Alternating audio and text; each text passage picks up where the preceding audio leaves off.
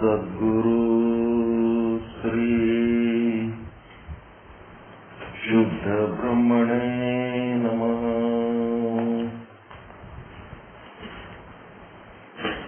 ಸಮಸ್ತ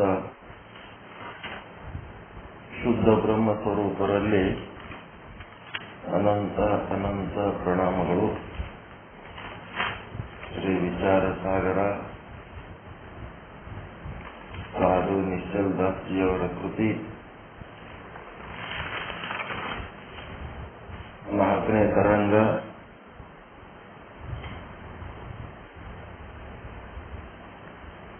ನಾಲ್ಕನೇ ತರಂಗದಲ್ಲಿ ಉತ್ತಮ ಅಧಿಕಾರಿಗೆ ಉಪದೇಶ, ತತ್ವದೃಷ್ಟಿಗೆ ಸಾಧು ನಿಶ್ಚಲ್ ದಾಸ್ಜಿ ಸದ್ಗುರುಗಳು ಜ್ಞಾನವನ್ನು ಕೊಡ್ತಾ ಇದ್ದಾರೆ.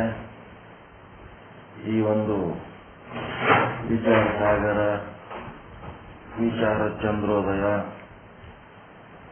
ಗ್ರಂಥಗಳ ಒಂದು ಬರವಣಿಗೆ ಶೈಲಿ ಏನಿದೆ ಅಂದ್ರೆ, ಪ್ರಶ್ನೋತ್ತರಗಳು ಗುರು ಶಿಷ್ಯರ ಉಪಾಧಿಯಲ್ಲಿ ಇದ್ದಾವೆ. ಗುರು ಶಿಷ್ಯರ ಉಪಾಧಿಯಲ್ಲಿ ಇದ್ದರೂ ಸಹಿತ ಗುರು ಮತ್ತು ಶಿಷ್ಯ ಇಬ್ಬರು ಕಲ್ಪಿತ ಅದರಲ್ಲಿ. ಅಲ್ಲಿ ಗುರುನೂ ಇಲ್ಲ, ಶಿಷ್ಯನೂ ಇಲ್ಲ, ಎರಡೂ ಒಬ್ಬರೇ ಆಗ್ಯಾರ. ಈ ಒಂದು ಅತ್ಯಂತ ಅಗ್ರಗಣ್ಯ ಬ್ರಹ್ಮಜ್ಞಾನಿ, ಅತ್ಯಂತ ಶ್ರೇಷ್ಠ ಜ್ಞಾನಿ, ಸಾಮ್ರಾಟ್ ಅಂತಾರಲ್ಲ, ಅವನಿಗಿಂತ ದೊಡ್ಡವ ಯಾರೂ ಇಲ್ಲ. ಅಂತ ಸಾಮ್ರಾಟ್, ಅದ್ವೈತದ ಒಂದು ಸಾಮ್ರಾಟ್, ಅಂತವರ ತಲೆಯೊಳಗ ಏನು ಈ ವೇದಾಂತಕ್ಕೆ ಸಂಬಂಧಪಟ್ಟಂತೆ ಸೂಕ್ತ ಪ್ರಶ್ನೆಗಳು ಹುಟ್ಟುತ್ತವ, ಆ ಪ್ರಶ್ನೆಗಳು ಮತ್ತಿನ್ಯಾರ ತಲೆಯೊಳಗೆ ಹುಟ್ಟಲಿಕ್ಕೆ ಸಾಧ್ಯ ಅದ ರೀ? ಪ್ರಶ್ನೆಗಳು ಹುಟ್ಟಬೇಕಾದ್ರೆ ಸುಮ್ಮನೆ ಹುಟ್ಟುತ್ತವ? ಅದರ ಬಗ್ಗೆ ತಲೆ ಕೆಡಿಸಿಕೊಂಡು ಅದರದೇ ಹುಚ್ಚಿಡಿದವರಿಗೆ ಪ್ರಶ್ನೆಗಳು ಉತ್ತರಗಳು ಹುಟ್ಟುತ್ತಿರ್ತಾವ. ಅದಕ್ಕಿಂತ ಶ್ರೇಷ್ಠವಾದ ಪ್ರಶ್ನೆಗಳು ಮತ್ತಿನ್ಯಾರ ತಲೆ ಒಳಗೆ ಹುಟ್ಟಲಿಕ್ಕೆ ಸಾಧ್ಯ ಅದ? ಅವ್ರಿಗೆ ಹಿಡಿದಷ್ಟು ಹುಚ್ಚ ಬ್ರಹ್ಮಜ್ಞಾನದ ಬಗ್ಗೆ ಮತ್ತಿನ್ಯಾರಿಗೆ ಹಿಡಿಯಲಿಕ್ಕೆ ಸಾಧ್ಯ? ಅವರಲ್ಲಿ ಉಂಟಾಗುವ ಪ್ರಶ್ನೋತ್ತರಗಳಂತೆ ಬೇರೆಯವರ ತಲೆಯಾಗಿ ಹೆಂಗ್ ಉಂಟಾಗ್ಲಿಕ್ಕೆ ಸಾಧ್ಯ? ಅದಕ್ಕೆ ಇಲ್ಲಿ ಏನ್ ಮಾಡಿರ್ತಾರ, ವಿಚಾರ ಚಂದ್ರೋದಯ ಪಂಡಿತ್ ಪೀತಾಂಬರ್ಜಿಯವರು ತಾವೇ ಪ್ರಶ್ನೆಗಳು ಹಾಕೊಂಡಾರ, ತಾವೇ ಉತ್ತರಗಳನ್ನು ಹಾಕ್ಯಾರ. 248 ಪ್ರಶ್ನೆಗಳು, 248 ಉತ್ತರಗಳು. ಅಲ್ಲಿ ಗುರುನು ತಾವೇ ಆಗ್ಯಾರ, ಶಿಷ್ಯನು ತಾವೇ ಆಗ್ಯಾರ. ಆ ರೀತಿಯಾದಂತ ಗುರು ಶಿಷ್ಯರ ಸಂವಾದದ ಗ್ರಂಥ ಸಾಕಷ್ಟು ಜಗತ್ತಿನ ತುಂಬ ನೀವು ಓದಿರ್ತೀರಿ. ಆದ್ರೆ ಬ್ರಹ್ಮಜ್ಞಾನ ವಿಚಾರ ಚಂದ್ರೋದಯದೊಳಗೆ ಬಿಚ್ಚಿಕೊಂಡಷ್ಟು ಬೇರೆ ಎಲ್ಲರೇ ಅಷ್ಟು ಸಿಸ್ಟಮೆಟಿಕ್ ಆಗಿ ಬಿಚ್ಚಿಕೊಂಡದೆ ಅಂದ್ರೆ ಎಲ್ಲರ ಜ್ಞಾನ ಅನಿಸದಂದ್ರೆ ಎಲ್ಲರ ಆ ರೀತಿ ಆದ ಅಂತ ಎಷ್ಟು ಸರಳ ರೀತಿಲಿಂದ ಬರೆದಾರ ಅವರು. ಮತ್ತ ಈಗ ನಿಶ್ಚಲ್ ದಾಸರು ಇಲ್ಲಿ ಯಾರು ಗುರುಗಳು ಎಲ್ಲರೂ ತಮ್ಮ ಹೆಸರು ಬರ್ಕೊಂಡಾರೇನು? ಇವರೆಲ್ಲರೂ ನಾವೇ ಈ ಬುಕ್ ಬರ್ದಿವೆ ಅಂತ ಹೇಳಿ. ಇದ್ರೊಳಗೆ ಪ್ರಶ್ನೆ, ಶಿಷ್ಯ ಯಾರು? ತತ್ವದೃಷ್ಟಿ, ಅದೃಷ್ಟಿ, ತರ್ಕದೃಷ್ಟಿ ಯಾರಾಗ್ಯಾರ ಇದ್ರಾಗ? ಈ ಪ್ರಶ್ನೆಗಳೆಲ್ಲ ಎಲ್ಲಿ ಉತ್ಲಕತ್ತಾವ? ನಿಶ್ಚಲ್ ದಾಸರ ಒಂದು ಪ್ರತಿಭೆಯಲ್ಲಿ ಉತ್ಲಕತ್ತಾವ. ಅವರೊಳಗಿನವೇ ಅವು, ಪ್ರತಿಭೆ ಒಳಗಿನವು ಅವೆಲ್ಲ ಪ್ರಶ್ನೆಗಳು, ಅದಕ್ಕೆ ಸಂಬಂಧಪಟ್ಟ ಉತ್ತರಗಳು ಲೋಕದ ಜೀವಿಗಳಿಗೆ ಚೆನ್ನಾಗಿ ಅರ್ಥ ಆಗಲಿ ಅಂತೇಳಿ ಆ ರೀತಿ ಬರೆದಿಟ್ಟಾರ. ಗುರು ಅವರೇ, ಶಿಷ್ಯನು ಅವರೇ ಇದ್ರೂ ಸಹಿತ ಆ ಕಥೆ ಕಲ್ಪಿತ ಕಥೆ ಅಂತ ಬರೆದಾರ ಅವರು. ಸ್ಟಾರ್ಟಿಂಗ್ 4ನೇ ತರಂಗದಾಗ ಆರಂಭದಲ್ಲಿ ಒಂದು ಕಥೆಯ ಮೂಲಕ ಹೇಳ್ತೀನಿ, ಈ ಕಥೆ ಸುಳ್ಳು. ಯಾರು? ತತ್ವದೃಷ್ಟಿ, ಅದೃಷ್ಟಿ, ತರ್ಕದೃಷ್ಟಿ, ಅವ್ರ ತಂದೆ ಹೆಸರು ಎಂತದು? ಎಂತ ಸಂತತಿ? ಶಿವ ಸಂತತಿ ಮಹಾರಾಜ. ಇವೆಲ್ಲ ಸುಳ್ಳ ಕಥೆಗಳು. ಅದ್ರ ಮಂದಿ ಒಬ್ಬ ಗುರು ಅಂತ ಹೇಳಿ ಅವನು ಕಲ್ಪಿತ, ಅವನು ಸುಳ್ಳು, ಅವೆಲ್ಲ ಶಿಷ್ಯ ಸುಳ್ಳು, ಎಲ್ಲ ಸುಳ್ಳು. ಕೇವಲ ಇಲ್ಲಿ ತತ್ವಜ್ಞಾನ, ಬ್ರಹ್ಮಜ್ಞಾನ ಒಂದೇ ಮುಖ್ಯ.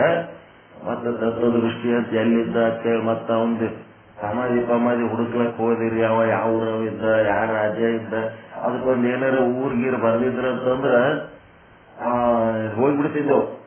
ಎಂತವ್ರು ಇವ್ರು ಅಂತೇಳಿ ಅಂತದೇನು ಇಲ್ಲ, ಹುಡ್ಕಂಗಿಲ್ಲ. ಸಿದ್ದೇಶ್ವರ ಸ್ವಾಮಿ ಸಮಾಧಿ ಹುಡುಕಿದ್ರೆ ಸಿಗ್ತದ ಬಿಜಾಪುರದಲ್ಲಿ. ನನ್ನ ಸುಟ್ಟು ಬೈದು ನೀರಾಗ ಕಲಿಸ್ಬಿಡ್ರಿ ನೀವು, ಮತ್ತೆ ನಂದೇ ಒಂದು ಗುಡಿ ಕಟ್ಟಿ ನಾ ಮಾಡಿದ್ದೆಲ್ಲ ನೀರಾಗ ಹಾಕ್ತೀರಿ, ಅದಕ್ಕೆ ಪೂಜೆ ಮಾಡ್ಕೊತ ಕುಂದಿರ್ತೀರಿ ನೀವು. ಮತ್ತೆ ಕರ್ಮ ಉಪಾಸನೆ ನಾನು ಧ್ಯಾನ ಮಾಡಿ ಹೋದವನಿಗೆ ನೀವು ಪೂಜೆ ಮಾಡ್ಲಕ್ ಕುಂದಿರ್ತೀರಿ. ಅವ್ರ ಸಮಾಧಿಗಳು, ಜ್ಞಾನಿಗಳ ಸಮಾಧಿಗಳು ಎಲ್ಲಿ ಇರಲ್ಲ. ಅವು ಬಯಸಬಾರ್ದು, ಅವು ಮಾಡಬಾರದು.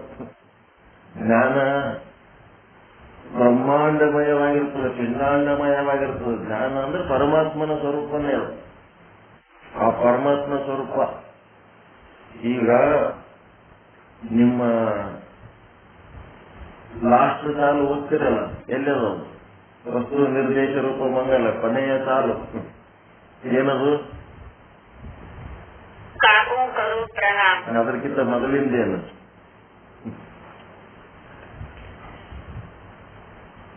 ಅದಕ್ಕಿಂತ ಮೊದಲಿನ ಸಾಲ ಯಾವುದು?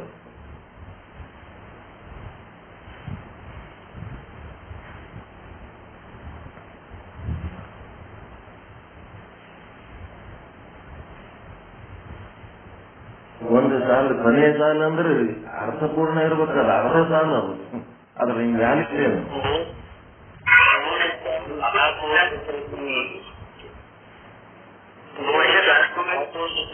बचत राम निष्काम सो मेरो है आत्मा काको करो प्रणाम रे. ಏನ್ರಿ ಅದು?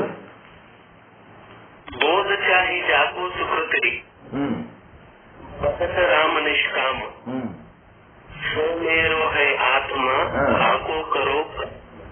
ಈ ರಾಮ ಅಂತ ಅದನ್ನಲ್ಲ, ರಾಮ ಅಂದ್ರೆ ಪರಮಾತ್ಮ ಅಂತಾರ, ರಾಮ ಅಂತ ಅದನ್ನಲ್ಲ. ಅವ ಏನ ನನ್ನ ಆತ್ಮಸ್ವರೂಪ ಅದನ್ನಂತಾರ. ಆತ್ಮಸ್ವರೂಪ ಆಗಿಬಿಟ್ಟಂಗ ರಾಮ. ಆತ್ಮಸ್ವರೂಪ ಆದ್ಮೇಲೆ ಆ ರಾಮನಾತ್ಮ ಈ ನಿಶ್ಚಲ್ದಾಸ್ತಿ ಆತ್ಮ ಎರಡು ಬೇರೆ ಬೇರೆ ಇರ್ತವನ್ರಿ. ಶರೀರಗಳು ಬೇರೆ ಬೇರೆ ಇರ್ಬೋದು, ಆತ್ಮಸ್ವರೂಪ ಆದ್ಮೇಲೆ ಒಂದೇ ಹೌದಾ? ಇಲ್ಲ, ಮೇರ ಆತ್ಮ ಅಂತಾರ. ಆತ್ಮಸ್ವರೂಪದಲ್ಲಿ ಒಂದೇ. ನಿಮ್ಮ ಆತ್ಮ ಅಪರಿವಿಧದ ರಾಮನ ಆತ್ಮ, ನಿಶ್ಚಲ್ದಾಸಿ ಗುರುವಿನ ರಾಮ, ದಾದುರಾಮ ಗುರುವಿನ ಆತ್ಮ, ಮತ್ತು ಇದು ತ್ರೇತಾಯುಗದ ರಾಮನ ಆತ್ಮ, ಮತ್ತೆ ಯಾರ್ದು ದ್ವಾಪರಯುಗದ ಕೃಷ್ಣನ ಆತ್ಮ, ಮತ್ತೆ ಇನ್ನೇನು ಕಲಿಯುಗದಾಗ ಬಂದು ಹೋಗ್ಯಾರಲ್ಲ ಎಲ್ಲ ಆತ್ಮಗಳು ಬೇರೆ, ನಿಮ್ಮ ಆತ್ಮ ಬೇರೆ ಅದ ಏನದು? ಎಲ್ಲರಿಗೂ ಆತ್ಮ ಒಂದೇ ಅದ. ಆತ್ಮಸ್ವರೂಪ ಆಯ್ತು ಅಂತಂದ್ರೆ ಆತ್ಮ ಕರು ಪ್ರಣಾಮ ಅಂದ್ರೆ ಯಾರಿಗ್ ಪ್ರಣಾಮ ಮಾಡ್ಬೇಕು? ಎಲ್ಲ ಕಡೆ ಒಂದೇ ಆತ್ಮ ತುಂಬಿ ತುಳಿಲಕತ್ತದ. ಘಟಾಕಾಶ, ಮಠಾಕಾಶ, ಮಹಾಕಾಶ ಅವೇನು ಒಂದೊಂದು ಬೇರೆ ಬೇರೆ ಇದ್ದು ಅಂತಂದ್ರೆ ಒಂದಕ್ಕೊಂದು ನಮಸ್ಕಾರ ಮಾಡ್ಬೇಕು, ನೀ ದೊಡ್ಡಮ್ಮಪ್ಪ ಅಂತ ಹೇಳಿ. ಘಟಾಕಾಶ ಆಕಾಶ ಸ್ವರೂಪ ತಾಳಿದ್ಮೇಲೆ ಮಹಾಕಾಶನೇ ಘಟಾಕಾಶ ಆಗ್ಯದ. ಅದು ಘಟದ ಉಪಾಧಿಗೆ ಅಂಟುಕೊಂಡಿತ್ತು ಅಂತಂದ್ರೆ ನಮಸ್ಕಾರ ಮಾಡ್ಬೇಕು. ಘಟದ ಉಪಾಧಿಗೆ ಅಂಟುಕೊಳ್ಳಾರ್ದ ಆಕಾಶ ಅಂತ ಜ್ಞಾನ ಆದ್ಮೇಲೆ ಅದು ಆತ್ಮಸ್ವರೂಪ ಆಗ್ಬಿಡುತ್ತೆ. ಆತ್ಮಸ್ವರೂಪ ಆದ್ಮೇಲೆ ಆಕಾಶಕ್ಕೆ ಆಕಾಶನೇ ಹೆಂಗ್ ನಮಸ್ಕಾರ ಮಾಡ್ತದದು? ಹೆಂಗ್ ಮಾಡ್ಲಿ ನಮಸ್ಕಾರ? ಯಾಕೆ ಮಾಡ್ಲಿ? ಯಾರಿಗ್ ಮಾಡ್ಲಿ ಅಂತದ? ಕಾಕು ಕರು ಪ್ರಣಾಮ. ಹಂಗ ಇಲ್ಲಿ ಗುರು ಇಲ್ಲ, ಶಿಷ್ಯ ಇಲ್ಲ, ಯಾರಿಗೆ ಹೇಳ್ಬೇಕು ನಾವು ಉಪದೇಶ? ಆತ್ಮಸ್ವರೂಪ ಆದ್ಮೇಲೆ ಗುರು ಶಿಷ್ಯ ಏನೇನು ಇಲ್ಲ. ಶಿವೋಹನ ಗುರುರ್ನೈವ ಶಿಷ್ಯ, ಗುರು ಇಲ್ಲ ಶಿಷ್ಯ ಇಲ್ಲ. ಶಿವೋಹಂ ಶಿವೋಹಂ, ಗುರುನೂ ಆತ್ಮಸ್ವರೂಪ, ಶಿಷ್ಯನೂ ಆತ್ಮಸ್ವರೂಪ. ಈ ಆತ್ಮಸ್ವರೂಪ ಸಾಧನೆ ಮಾಡೋದಕ್ಕೆ ಇಲ್ಲೆಲ್ಲ ಮಾಡ್ತಾ ಇರೋದು. ಅದಕ್ಕೆ ಈ ಒಂದು ಗ್ರಂಥದ ಬ್ಯೂಟಿ, ಸೌಂದರ್ಯ ಏನದ ಅಂತಂದ್ರೆ ಗುರು ಶಿಷ್ಯರಾಗಿ ತಾವೇ ಅತ್ಯಂತ ಶ್ರೇಷ್ಠವಾದ ಪ್ರಶ್ನೋತ್ತರಗಳನ್ನು ಹಾಕಿಕೊಂಡು ತಾವೇ ಉತ್ತರಗಳನ್ನು ಹೇಳ್ತಾ ಸಿದ್ಧಾಂತವನ್ನ ಶ್ರವಣ ಮನನ ನಿಧಿಧ್ಯಾಸನ ಹೆಂಗ್ ಮಾಡ್ಬೇಕಂತ ಮಾರ್ಗದರ್ಶನ ಮಾಡ್ತಾ ಮಾಡ್ತಾ ಮಾಡ್ತಾ ನಮ್ಮ ಬ್ರಹ್ಮ ಸ್ವರೂಪವನ್ನ ಪ್ರಕಟ ಮಾಡ್ತಾ ಇದ್ದಾರೆ. ಇವಾಗ 136ನೇ ವಿಷಯಾಂಕ ಏನ್ ಹೇಳ್ತಾರೆ ಅವರು? 50ನೇ ಲೋಹ. ಒಂದು ಹಾವು ಕಾಣ್ಲಿಕ್ಕತ್ತದ, ಹಾವಿನ ಜ್ಞಾನ ಆಗ್ಯದ ಮಂದಗತ್ತಲೆಯಲ್ಲಿ. ಅಂದ್ರೆ ಏನಾಯ್ತು? ಹಾವು ಮತ್ತು ಹಾವಿನ ಜ್ಞಾನ ಎರಡು ಕಲಿಸಿ ಏನಂತಾರ? ಅದಕ್ಕೆ ಭ್ರಮೆ. ಹಾವು ಮತ್ತು ಹಾವಿನ ಜ್ಞಾನ ಭ್ರಮೆ. ಈ ಭ್ರಮೆಗೆ ನಾವೇನ್ ತಿಳ್ಕೊಂಡಿವಿ? ರಜ್ಜು ಏನದ? ಇದು ಕಲ್ಪಿತ ಅಧಿಷ್ಠಾನ.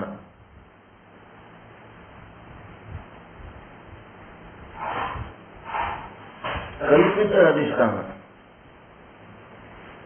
ರಜ್ಜು ಸ್ವತಃ ತಾನೇ ಕಲ್ಪಿತ ಅದ. ಅದು ಏನಾಗ್ಯದ? ಹಗ್ಗನೇ ನಮ್ಗೇನಾಗಿ ಕಾಣ್ಲಕತ್ತದ? ಹಾವಾಗಿ ಕಾಣ್ದಂಗ ಆಗ್ಲಕತ್ತದ. ಮತ್ತ ಅದ್ರ ಜ್ಞಾನ ಕೂಡ ಹಾವಿಂದೇ ಆಗ್ಯದ ನಮ್ಗ ಅಂತ ಹಿಂಗ್ ತಿಳ್ಕೊಂಡಿವಿ. ಇದಕ್ಕೆ ಅಧಿಷ್ಠಾನ, ಕಲ್ಪಿತ ಅಧಿಷ್ಠಾನ ವಸ್ತು ಯಾವುದು? ರಜ್ಜು. ಮತ್ತ ನಿಜ ಅಧಿಷ್ಠಾನ ಯಾವುದು? ನಿಜವಾದ ನಿಜವಾದ ಅಧಿಷ್ಠಾನ. ಅದಕ್ಕೇನ್ ಮಾಡ್ರಿ? 1, 2, 3, 4, 5, 6 ಕಾಲಮ್ ಹಾಕೊಳ್ರಿ. ಫಸ್ಟ್ ಒಂದು ಸೀರಿಯಲ್ ನಂಬರ್ ಹಾಕೊಳ್ರಿ. ಸೀರಿಯಲ್ ನಂಬರ್ ಹೇಳೋದಿರಲ್ಲ, ನೀವೇ ಹಾಕೋಬೇಕು. ಸೀರಿಯಲ್ ನಂಬರ್ ಹಾಕೊಳ್ರಿ. ಹಾಕೊಂಡು 5 ಕಾಲಮ್ ಹಾಕೋರಿ ಸಾಕು. 1, 2, 3, 4, 5 ಕಾಲಮ್ ಹಾಕೋರಿ ಸಾಕು. ಬಹಳ ಬೇಡ, ಬಹಳ ಅದ್ರ ತಲೆ ಬಹಳ ಕೆಲಸ. ನಮ್ಮಲ್ಲಿ ಬಹಳ ಇರ್ತಾವ ಕಾಲಮ್ಗಳು. ನಿಮ್ಗೆ ಸರಳ ಎಷ್ಟು ಬೇಕು ಅಷ್ಟು. ಒಂದು ಸೀರಿಯಲ್ ನಂಬರ್. ಎರಡನೇದೇನ್ ಮಾಡ್ರಿ? ನಿಜ ಅಧಿಷ್ಠಾನ. ನಿಜವಾದ ಅಧಿಷ್ಠಾನ, ಸತ್ಯವಾದ ಅಧಿಷ್ಠಾನ. ಸತ್ಯವಾದ ಅಧಿಷ್ಠಾನ. ಮತ್ತೆ ಕಲ್ಪಿತ ಅಧಿಷ್ಠಾನ ವಸ್ತು. ಒಂದು ಕಲ್ಪಿತ, ಒಂದು ಸತ್ಯವಾದ ಅಧಿಷ್ಠಾನ ಅದ. ಅಷ್ಟೇ ಹೇಳ್ಬೇಕಾಗಿಲ್ಲ. ಅವ್ರಿಗೆ ಏನು ಬಹಳ ದೊಡ್ಡ ಸಿದ್ಧಾಂತ ಏನಿಲ್ಲ, ನೀವು ತಿಳ್ಕೋಬೇಕು ಅಂತ ಹೇಳಿ ಹೇಳಕತ್ತ ಅಷ್ಟೇ. ಅದ್ರ ಬಗ್ಗೆ ಜಾಸ್ತಿ ತಲೆ ಕೇಳಿಸೋದಿಲ್ಲ.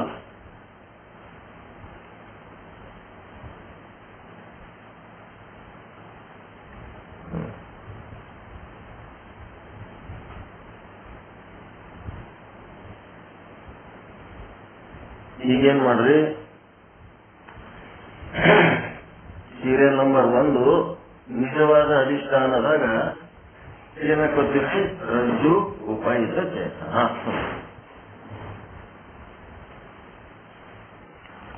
ಇದು ನಿಜವಾದ ಅಧಿಷ್ಠಾನ ವಸ್ತು. ಇದು ಕಲ್ಪಿತ ಅಧಿಷ್ಠಾನ ವಸ್ತು.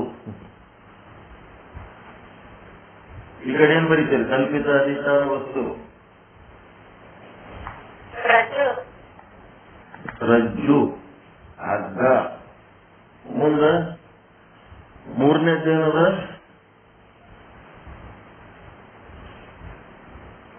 ಮೂರನೇ ಕಾಲಂ ಏನ್ ಬರೀತೀರಿ? ಸರ್ಪ. ಭ್ರಮೆ ಮತ್ತು ಭ್ರಮಜ್ಞಾನ ಎರಡು ಕಲ್ಪಿತ ಜ್ಞಾನ ಅಂತ ಎರಡು ಕೂಡ ಭ್ರಮೆನೇ ಅಂತಾರ. ಅದಕ್ಕೆ ಸರ್ಪ ಎರಡಕ್ಕ ಒಂದೇ ಕಾಮನ್ ನೈಟಿಂಗ್. ಅದು ಭ್ರಮೆ, ಸರ್ಪ ಮತ್ತು ಲಾಸ್ಟ್ನೇದು ಏನ್ ಬರೀತೀರಿ? ಸರ್ಪದ ಜ್ಞಾನ. ಈ ಒಂದನೇದಕ್ಕ ಹೆಡ್ಡಿಂಗು ಕ್ರಮಸಂಖ್ಯೆ, ಎರಡನೇ ಹೆಡ್ಡಿಂಗು ನಿಜವಾದ ಅಧಿಷ್ಠಾನ, ಮೂರನೇದೆಷ್ಟು ಅಧಿಷ್ಠಾನ ವಸ್ತು ಅಥವಾ ನಿಜವಾದ ಅಧಿಷ್ಠಾನ ವಸ್ತು, 1 ಕ್ರಮಸಂಖ್ಯೆ, ಎರಡನೇದು ನಿಜವಾದ ಅಧಿಷ್ಠಾನ ವಸ್ತು. ಮತ್ತೆ ಮೂರನೇ ಕಾಲಂ ಹೆಡ್ಡಿಂಗ್ ಏನ್ ಬರೀಬೇಕು? ಕಲ್ಪಿತ ಅಧಿಷ್ಠಾನ ವಸ್ತು. ಮತ್ತೆ 4ನೇ ಕಾಲಮ್ ಮತ್ತು 5ನೇ ಕಾಲಮ್ ಎರಡಕ್ಕೂ ಹೆಡ್ಡಿಂಗ್ ಏನು? ಭ್ರಮೆ. ಭ್ರಮೆ ಅಂತಾರ. ಈ ಭ್ರಮೆ ಒಳಗ ನೆಕ್ಸ್ಟ್ ಏನ್ ಬರಿಬೇಕು? ಸರ್ಪ. ಇದ್ರಾಗ ರಜ್ಜುನ್ ಬಗ್ಲಂದು ಕಾಲಂದಾಗ ಸರ್ಪ ಅಂತ ಬರಿಬೇಕು. ಮತ್ತು 1, 2, 3, 4ನೇ ಕಾಲಂದಾಗ ಸರ್ಪ ಅಂತ ಬರೆದ್ರಿ. ಲಾಸ್ಟ್ ಕಾಲಂದಾಗ ಏನ್ ಬರೀತೀರಿ? ಸರ್ಪದ ಏನ್ ಬರೀತೀರಿ? ಸರ್ಪದ ಅರೆ ಭ್ರಮೆ ಅಂದ್ರೆ ಸರ್ಪ ಮತ್ತು ಸರ್ಪದ ಭ್ರಮೆ ಅಂದ್ರೆ ಯಾವ ಕೂಡಿಸೆ ಭ್ರಮೆ ಅಂತಾರ. ಸರ್ಪ ಪ್ಲಸ್ ಸರ್ಪದ ಜ್ಞಾನ ಇಸ್ ಈಕ್ವಲ್ ಟು ಭ್ರಮೆ. ಸರ್ಪ ಒಂದ್ ಕಡೆ ಬರೀಬೇಕು, ಇನ್ನೊಂದ್ ಕಡೆ ಸರ್ಪದ ಜ್ಞಾನ ಅಂತ ಬರೀಬೇಕು. ಲಾಸ್ಟ್ ಇದ್ರಾಗ ಹಗ್ಗ ಕಾಣ್ಲಿಕ್ಕತ್ತದ. ಹಗ್ಗ ಕಂಡು ಸುಮ್ಮದ ಏನದ? ಅಂದಿಸಿ ಭಯ ಮಾಡಿ, ದುಃಖ ಮಾಡಿ, ಚಿಂತೆ ಮಾಡಿ ಏನೇನೋ ಮಾಡ್ಲಿಕ್ಕತ್ತದಲ್ಲ. ಸರ್ಪದ ಜ್ಞಾನ ಇವೆರಡು ಕೂಡಿಸಿ ಅದರ ಮ್ಯಾಲ ಭ್ರಮೆ ಅಂತ ಬರೀಬೇಕು. 4 ಮತ್ತು 5ನೇ ಕಾಲಂ. 1ನೇ ಕಾಲಮ್ಮು ಕ್ರಮ ಸಂಖ್ಯೆ, 2ನೇ ಕಾಲಮ್ಮು ನಿಜವಾದ ಅಧಿಷ್ಠಾನ ವಸ್ತು. ಬರ್ಕೊಂಡ್ರ?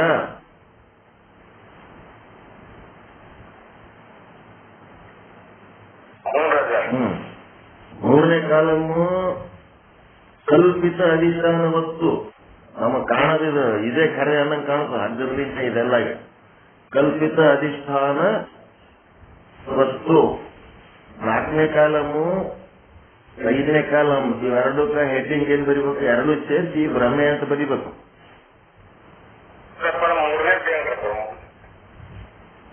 ಕಲ್ಪಿತ ಅಧಿಷ್ಠಾನ ವಸ್ತು 3ನೇದ್ದು.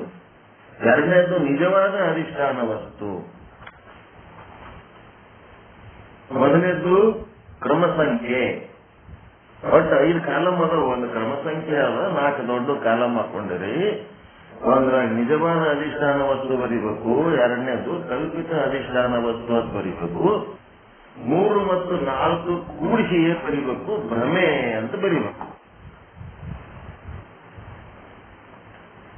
3 ಮತ್ತು 4 ಎರಡಕ್ಕೆ ಕಾಮನ್ ಹೆಡ್ಡಿಂಗ್ ಏನು? ಭ್ರಮೆ.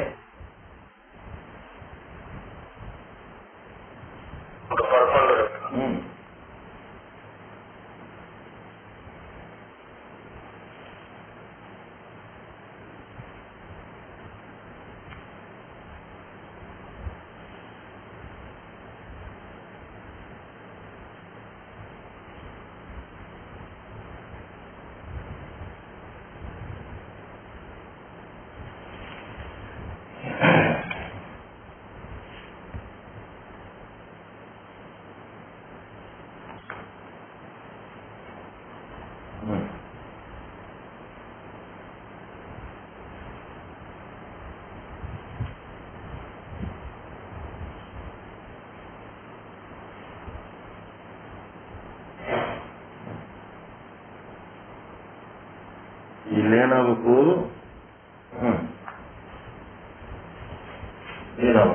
ಇಲ್ಲೇನ್ ಬರ್ದ್ರಿ?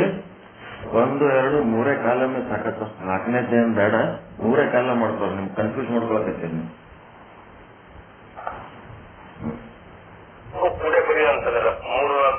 ಬ್ಯಾಡ್ ಬಿಡ್ರಿ.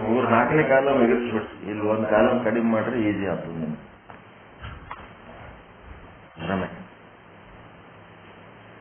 ಅದು ಆಮೇಲೆ ಲಾಸ್ಟಿಗೆ ಬರೆಸ್ತೀನಿ ನಿಮಗೆ ಬೇಕಿದ್ರೆ.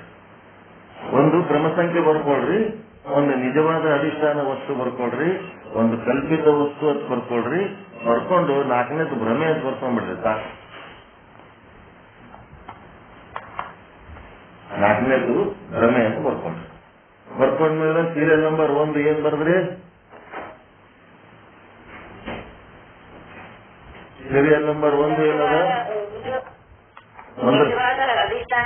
ರಜ್ಜು ಉಪಹಿತ ಚೇತನ.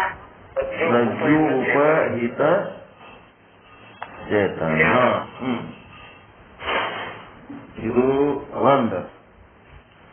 ನೆಕ್ಸ್ಟ್ ಈ ಕಡೆ ಏನ್ ಬರೀತೀರಿ?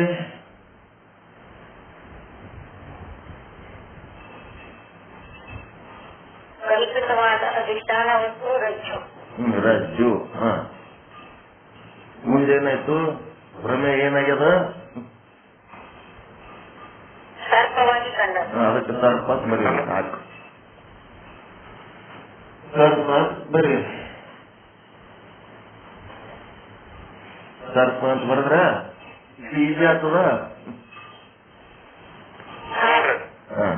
ಇಷ್ಟೇ ಸಣ್ಣ ಕಾಲ ಮಾಡೋದು ಈಜಿ ಆಗ್ತದ ನಿಮ್ಗೆ. ನೆಕ್ಸ್ಟ್ ಏನ್ ಮಾಡ್ರಿ? ಈಗ ಏನ್ ಬರೀತೀರ? ನಿಜವಾದ ಅಧಿಷ್ಠಾನದೊಳಗೆ ರಜ್ಜು ಉಪಯುಕ್ತ ಚೇತನ ನಿಜವಾಗಿತ್ತು. ಇಲ್ಲಿ ಇನ್ನ ಒಂದ್ಸಾರಿ ಬರಿಬೇಕದು. ರಜ್ಜು ಉಪಯುಕ್ತ ಚೇತನ. ರಜ್ಜು ಉಪಯುಕ್ತ ಚೇತನ ಬರಿಬಾರ್ದಿಲ್ಲ. ಏನ್ ಬರಿಬೇಕಪ್ಪ ಅಂದ್ರ ಅಂತಃಕರಣ.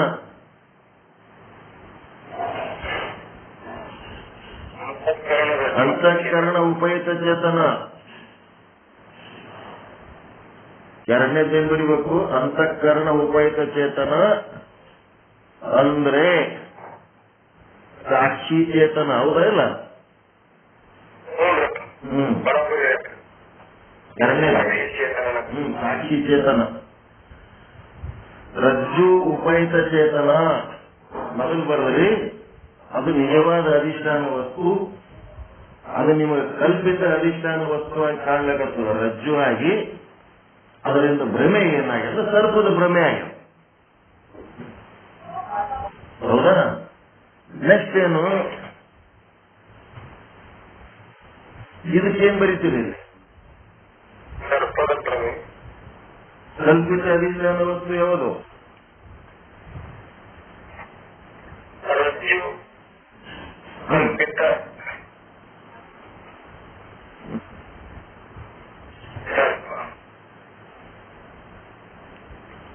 ಅಂತಃಕರಣ ಉಪಯುಕ್ತ ಚೇತನ. ಇದು ಸಾಕ್ಷಿ ಚೇತನ ಅದ. ರಜ್ಜು ಉಪಯುಕ್ತ ಚೇತನ. ಕಲ್ಪಿತ ಅಧಿಷ್ಠಾನ ವಸ್ತು. ಇಲ್ಲೇನ್ ಬರೀತೀರಿ? ರಜ್ಜು ಕಲ್ಪಿತ ಉಪಯುಕ್ತ ಚೇತನ.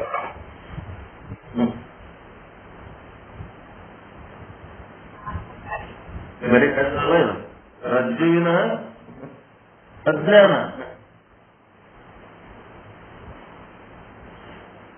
ರಜ್ಜುವಿನ ಅಜ್ಞಾನ. ರಜ್ಜು ಅಂತ ಗೊತ್ತಿಲ್ಲ. ಹಾಗೆ ಗೊತ್ತಿಲ್ಲ. ಅದೇ ಅವಿದ್ಯೆ.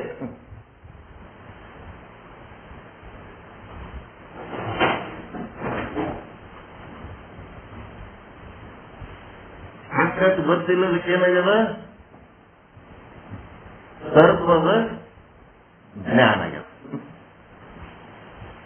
ಹಗ್ಗದ ಜ್ಞಾನ ಆಗಿತ್ತಂದ್ರೆ ಸರ್ಪದ ಜ್ಞಾನ ಆಗ್ಲಕ್ ಸಾಧ್ಯ ಇತ್ತಲ್ರಿ?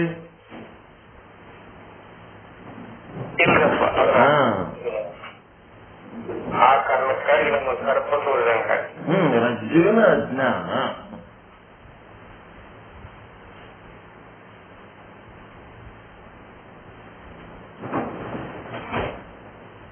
ಹೌದಿಲ್ಲ?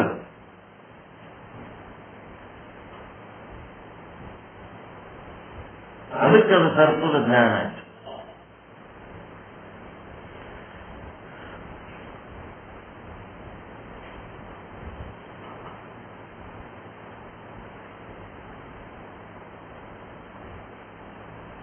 ತಿಳಿತಾ ಇದು ಕರ್ಮೇತು? ರಜ್ಜು ಅಜ್ಞಾನ. ರಜ್ಜುವಿನ ಅಜ್ಞಾನ. ರಜ್ಜುವಿನ ಅಜ್ಞಾನ.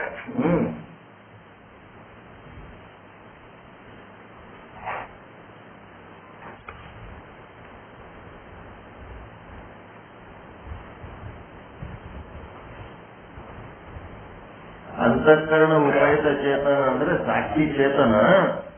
ಇದೇನ್ ಮಾಡ್ಯಾರ? ರಜ್ಜು ಕಂಡುಹಿಡಿಯಲಕ ಒಂದು ಅಂತಃಕರಣ, ಇನ್ನೊಂದು ಅದು ಕಾಣಲಿಲ್ಲಂತಂದ್ರ ಅಜ್ಞಾನ ಅವಿದ್ಯೆ ಏನದಲ್ಲ ಅದು ಕೆಲಸ ಮಾಡ್ತದ. ಬೆಳಕಿರ್ಲಿಲ್ಲ ಅಂತಂದ್ರೆ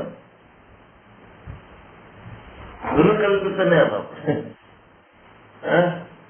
ಏನಾಯ್ತು ಈಗ? ಸರ್ಪದ ಜ್ಞಾನ ಆಯ್ತು.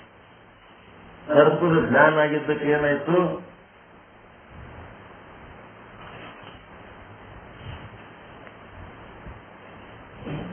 ಸರ್ಪದ ಜ್ಞಾನ ಆಗಿದ್ದಕ್ಕೆ ಏನಾಯ್ತು?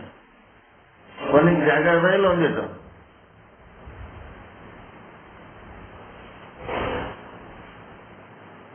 ಲಾಸ್ಟಿಗೆ ಜಾಗ ಅದಿಲ್ಲ, ಕಾಲಮ್ ಮುಂದ ಆ ಕಡೆ ಇನ್ನೊಂದಿಷ್ಟು ಅಲ್ಲಿ ಜಾಗ ಇತ್ತಂದ್ರೆ ಏನ್ ಬರೀಬೇಕು? ರಜ್ಜು ಅಲ್ಲ, ಸರ್ಪದ ಮತ್ತು ಸರ್ಪದ ಜ್ಞಾನ ಇವೆರಡು ಕಲಿಕೆ ಏನಾಯ್ತು? ಭ್ರಮೆ. ಸರ್ಪ ಪ್ಲಸ್ ಜ್ಞಾನ, ಸರ್ಪ ಪ್ಲಸ್ ಜ್ಞಾನ, ಸರ್ಪದ ಜ್ಞಾನ, ಸರ್ಪ ಪ್ಲಸ್ ಸರ್ಪದ ಜ್ಞಾನ ಈಸ್ ಈಕ್ವಲ್ ಟು ಭ್ರಮೆ. ಈಸ್ ಈಕ್ವಲ್ ಟು ಭ್ರಮೆ. ಅದಕ್ಕೆ ಈ 36ನೇ ವಿಷಯಾಂಕದ್ದು ಏನದ? ಹೆಡ್ಡಿಂಗ್ ಏನದ? ಇದು 136ನೇ ವಿಷಯಾಂಕದ ಹೆಡ್ಡಿಂಗ್ ಏನದ?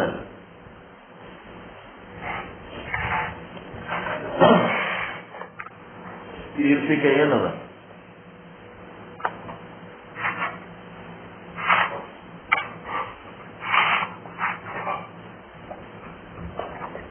ಬುಕ್ ಇಲ್ಲ.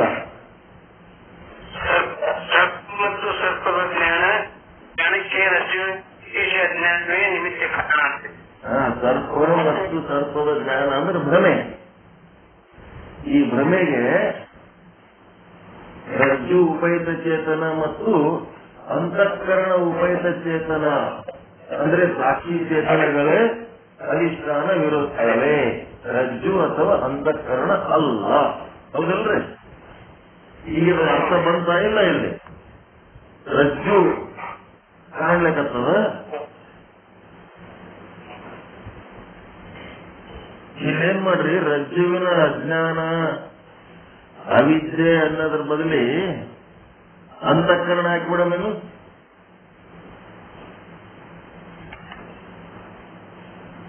ಅಂತಃಕರಣ ಹಾಕ್ರಿ, ಬೆಸ್ಟ್ ಆಗ್ತದ. ಅಂತಃಕರಣ ಕಲ್ಪಿತ ಅಧಿಷ್ಠಾನ ವಸ್ತು ಅಂತಃಕರಣ ಹಾಕ್ರಿ. ರಜ್ಜುವಿನ ಅಜ್ಞಾನ ಅದರದ್ದು ಎಕ್ಸ್ಪ್ಲನೇಷನ್. ಅದು ಅಂತಃಕರಣ ಕೆಲಸ ಮಾಡ್ಲಾರ್ದಕ್ಕೆ ಏನಾಗ್ಯದ? ಅದರದ್ದು ಅವಿದ್ಯೆ ಉಂಟಾಗ್ಯದ. ಅದರದ್ದು ಇದು ಪರಿಣಾಮ ಆಯಿತು. ಆಕ್ಚುಲ್ ಅಲ್ಲಿ ಒಂದು ಅಂತಃಕರಣ ಅಂತ ಒಂದು ವಸ್ತು ಅದ, ಅದರದ್ದು ತಿಳುವಳಿಕೆ ಇಲ್ಲದಕ್ಕೆ ಏನಾಗ್ಬಿಡ್ತು? ಇದೇ ನಮಗ್ ಅಧಿಷ್ಠಾನ ಅನ್ನಂಗೆ ಅನ್ಸ್ಲಕ್ಕತ್ತದ. ರಜ್ಜು ಮತ್ತು ಅಂತಃಕರಣ ಅಂತ ಎರಡು ಹಾಕೋಣ. ಒಂದನೇದೇನ್ ಬರ್ದ್ರಿ? ಕ್ಲಿಯರ್ ಆಗಿ ಬರ್ಕೋಣ. ಅಂತಃಕರಣ ಉಪಯುಕ್ತ ಚೇತನ ಬರ್ತದೆ. ಒಂದನೇದು ಕ್ರಮ ಸಂಖ್ಯೆ, ಎರಡನೇದು ಏನ್ ಮಾಡ್ರಿ? ನಿಜವಾದ ಅಧಿಷ್ಠಾನ, ಅಧಿಷ್ಠಾನ ವಸ್ತು. ಮೂರನೇ ಕಾಲಮ್ಮು ಕಲ್ಪಿತ ಅಧಿಷ್ಠಾನ ವಸ್ತು. ಇಷ್ಟು ಮಾಡಿ ನಾಲ್ಕನೇದು ಏನ್ ಮಾಡ್ಬಿಡ್ರಿ? ಕಲ್ಪಿತ ಅಧಿಷ್ಠಾನ ವಸ್ತು. ನಾಲ್ಕನೇದು ಶರ ಅಂತ ಹಾಕೊಂಡ್ಬಿಡ್ರಿ ನೀಟಾಗಿ. 1, 2, 3, 4. ಒಂದನೇದು ಕ್ರಮ ಸಂಖ್ಯೆ, ನಿಜವಾದ ಅಧಿಷ್ಠಾನ ವಸ್ತು. ನಾಲ್ಕನೇದು ಭ್ರಮ ಅಂತ ಹಾಕೊಂಡು, ಐದನೇದು ಶರ ಹಾಕೋಬೇಕು. ಭ್ರಮ ಹಾಕೊಂಡೇ ಇಲ್ಲ. ಭ್ರಮ ಐದನೇದು ಶರ. ಹಿಂಗ್ ಮಾಡ್ಕೊಳ್ರಿ, ಇದು ಪಕ್ಕ ಆಗ್ತದೆ ನಿಮಗೆ. 2, 3, 4, 5 ನನ್ನ ಸಂಘಟನೆ ಮತ್ತೆ ಕೇಳ್ತದೆ. ಒಂದನೇದು ಕ್ರಮ ಸಂಖ್ಯೆ, ಎರಡನೇದು ನಿಜವಾದ ಅಧಿಷ್ಠಾನ ವಸ್ತು, ಮೂರನೇದು ಕಲ್ಪಿತ ಅಧಿಷ್ಠಾನ ವಸ್ತು, ನಾಲ್ಕನೇದು ಭ್ರಮ, ಐದನೇದು ಶರ.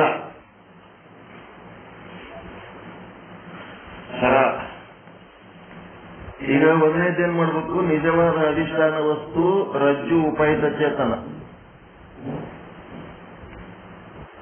ಇದು ನಿಮ್ಗೆ ಪಕ್ಕ ಬರ್ತದ, ಇವೆಲ್ಲ ಅದ ನಿಮ್ಮಲ್ಲಿ ಬರ್ಕೊಂಡಿರಿ. ಇದೇನಾಗ್ಯದ, ಕಲ್ಪಿತ ನಿಜವಾದ ಅಧಿಷ್ಠಾನ ವಸ್ತು. ಕಲ್ಪಿತ ಅಧಿಷ್ಠಾನ ವಸ್ತು ಯಾವ್ದದ, ರಜ್ಜು. ಇಲ್ಲಿ ಭ್ರಮ ಏನಾಗ್ಯದ, ಸರ್ಪ. ಇಲ್ಲಿ ಭ್ರಮ ಏನಾಗ್ಯದ, ಸರ್ಪ. ಈ ಸರ್ಪ ಆಗಿದ್ಮೇಲೆ ಇದು ಶರಾದಾಗೇನು ಈ ಸದ್ಯಕ್ಕೆ ಬರಿಬೇಡ. ನೆಕ್ಸ್ಟ್ ಎರಡನೇದ್ದು ಏನ್ ಮಾಡ್ರಿ,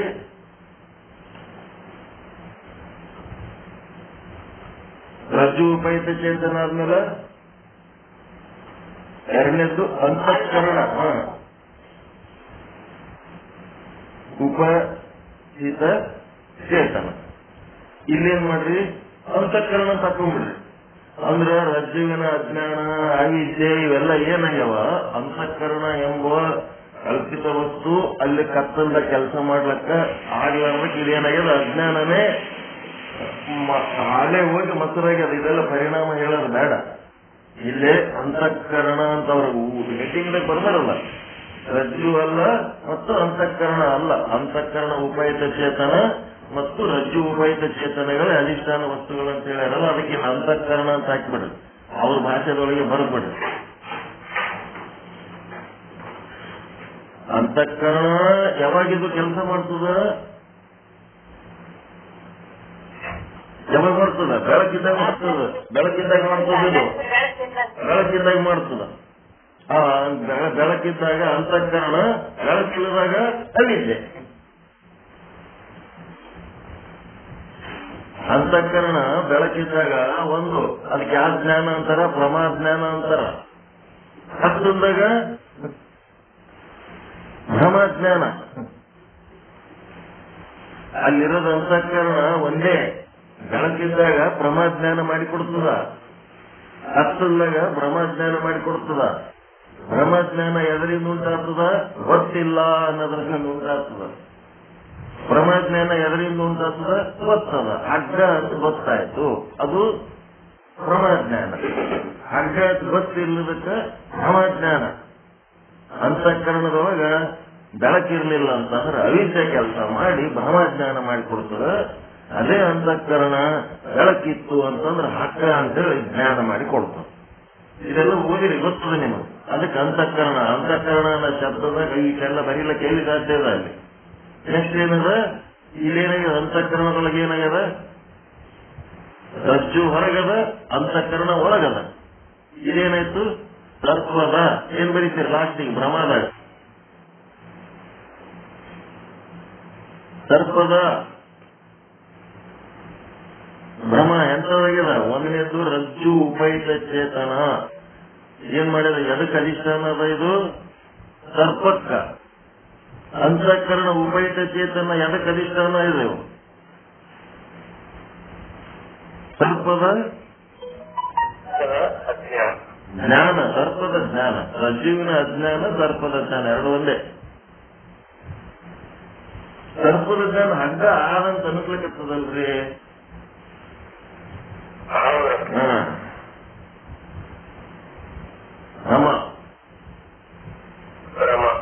ಸರ್ಪ ಮತ್ತು ಲಾಸ್ಟಿಗೆ ಶರಾದಾಗ ಏನ್ ಮಾಡ್ರಿ, ಭ್ರಮ ಭ್ರಮೆ ಈಸ್ ಈಕ್ವಲ್ ಟು ಸರ್ಪ ಪ್ಲಸ್ ಸರ್ಪದ ಜ್ಞಾನ.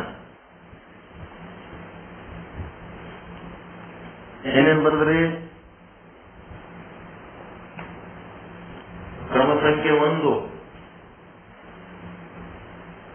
ಏನ್ ಬರೆದ್ರಿ,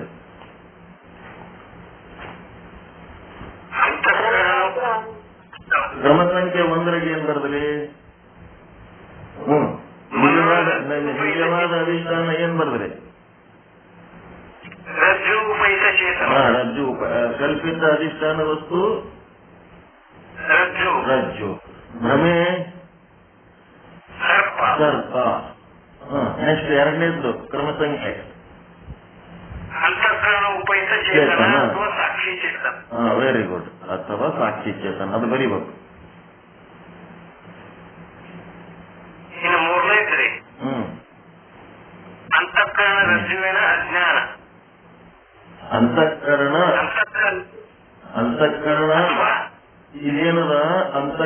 ಮಾಡಬಾರದು. ಕೆಳಗೆ ಬೇಕಿದ್ರೆ ಬೆಳಕಿನಲ್ಲಿ ಕೆಳಗೆ ಅದ್ರ ಅಂತಃಕರಣ ಕೆಳಗೆ ಏನ್ ಮಾಡ್ಬೇಕು, ಬೆಳಕಿನಲ್ಲಿ ಭ್ರಮ. ಎರಡನೇದ್ದು ಏನದ, ಕತ್ತಲೆಯಲ್ಲಿ ಭ್ರಮ. ಇಷ್ಟು ತಿಳ್ಕೊಂಡ್ರೆ ಸಾಕು. ತಿಮಿರ ದೋಷದಲ್ಲಿ ಭ್ರಮ, ಇಷ್ಟು ಬರ್ಕೊಳ್ರಿ ಸುಮ್ಮನೆ ಸಿಂಪಲ್ ಆಗಿ. ಭ್ರಮ ಅಂದ್ರ ರಜ್ಜುವಿನ ಜ್ಞಾನ, ಭ್ರಮ ಅಂತಂದ್ರ ಹಾವಿನ ಜ್ಞಾನ. ಕತ್ತಲಾಗ ಹಾವಿನ ಜ್ಞಾನ ಭ್ರಮೆ ಮಾಡ್ತದ, ಬೆಳಕಿನೊಳಗೆ ರಜ್ಜುವಿನ ಜ್ಞಾನ ಭ್ರಮ ಜ್ಞಾನ ಮಾಡ್ತದ. ಅಷ್ಟೇ, ಸಿಂಪಲ್ ಆಗಿ ಬರ್ಕೊಳ್ರಿ. ಒಳಗ ಅರ್ಥ ಏನದಲ್ಲ ಅದೆಲ್ಲ ಓಟು ಇಲ್ಲಿ ಬರ್ಕೊತ್ ಕುಂದ್ರಲಕ್ ಆಗಂಗಿಲ್ಲ. ಅಂತಃಕರಣನೇ ಏನದ ನಮಗ ಕಲ್ಪಿತ ಅಧಿಷ್ಠಾನ. ಅದು ಅಂತಃಕರಣ ಅಂದ್ರೆ ಒಂದು ಫ್ಯಾನ್ ಟ್ಯೂಬ್ಲೈಟ್ ಇದ್ದಂಗ. ಅದು ಕೆಲಸ ಮಾಡ್ಬೇಕಾದ್ರೆ ಅದ್ರೊಳಗೆ ಉಪಯುಕ್ತ ಚೇತನ ಇದ್ರ ಕೆಲಸ ಮಾಡ್ತದೆ. ಅಲ್ಲಿ ಉಪಯುಕ್ತ ಚೇತನ ಇಲ್ಲ, ಅದು ಕರೆಂಟ್ ಇಲ್ಲಂದ್ರೆ ಫ್ಯಾನ್ ಏನ್ ಕೆಲಸ ಮಾಡ್ತದೆ. ಹಂಗ ಅಂತಃಕರಣ ಏನದ ಕಲ್ಪಿತ ಅಧಿಷ್ಠಾನ ವಸ್ತು. ಅದೇನ್ ಮಾಡ್ತದ, ಬೆಳಕಿದ್ದಾಗ ಪ್ರಮಾಜ್ಞಾನ ಮಾಡಿಕೊಡ್ತದ. ಪ್ರಮಾಜ್ಞಾನ ಏನದ, ಹಗ್ಗ ಮಾಡಿಕೊಡ್ತದ. ಅದನ್ನು ಏನದ ಕಲ್ಪಿತನೇ, ಹಗ್ಗನು ಕಲ್ಪಿತನೇ. ಮತ್ತೆ ಕತ್ತಲ ಇದ್ದ ಭ್ರಮಜ್ಞಾನ ಮಾಡಿಕೊಡ್ತದೆ. ಮತ್ತೆ ಸ್ವಪ್ನದೊಳಗೆ ಏನ್ ಮಾಡ್ತದ, ಅಂತಃಕರಣ ಸ್ವಪ್ನದ ವಸ್ತುಗಳ ಜ್ಞಾನ ಮಾಡಿಕೊಡ್ತದೆ. ಹಿಂಗೆಲ್ಲ ಮಾಡೋದು. ಅದನ್ನೆಲ್ಲ ಡೀಟೇಲ್ ಆಗಿ ಸ್ಟಡಿ ಮಾಡಿರಿ. ನೆಕ್ಸ್ಟ್ ಏನಾಯ್ತು, ಇನ್ನ ಮೂರನೇದು ಬರ್ಕೊಡ್ರಿ ಬೇಕಿದ್ದಾರೆ. ಸರ್ಪದ ಇದು ಬೆಳಕಿನಲ್ಲಿ ಭ್ರಮಜ್ಞಾನ, ಕತ್ತಲೆಯಲ್ಲಿ ಭ್ರಮಜ್ಞಾನ, ಅಂತಃಕರಣ ಮಾಡೋ ಕೆಲಸಗಳು. ಮತ್ತೆ ಅದು ಸ್ವಪ್ನದಲ್ಲಿ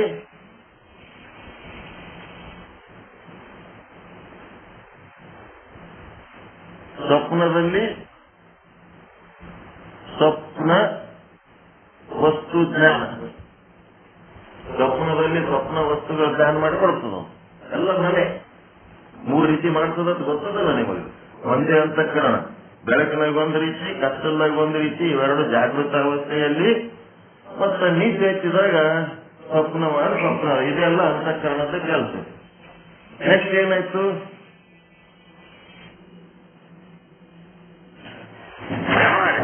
ನೆಕ್ಸ್ಟ್ ಏನ್ ಬರೀತಾರೆ, ಅಲ್ಲೇನ್ ಬರೀತಾರೆ, ಸರ್ಪ ಮತ್ತು ಸರ್ಪ ಜ್ಞಾನ ಎರಡು ಬರೀಬಾರದು. ಸರ್ಪದ ಜ್ಞಾನ, ಅಂತಃಕರಣ ಉಪಯುಕ್ತ ಚೇತನದ ಸರ್ಪದ ಏನಲ್ಲಿ, ಸರ್ಪದ ಜ್ಞಾನದಲ್ಲಿ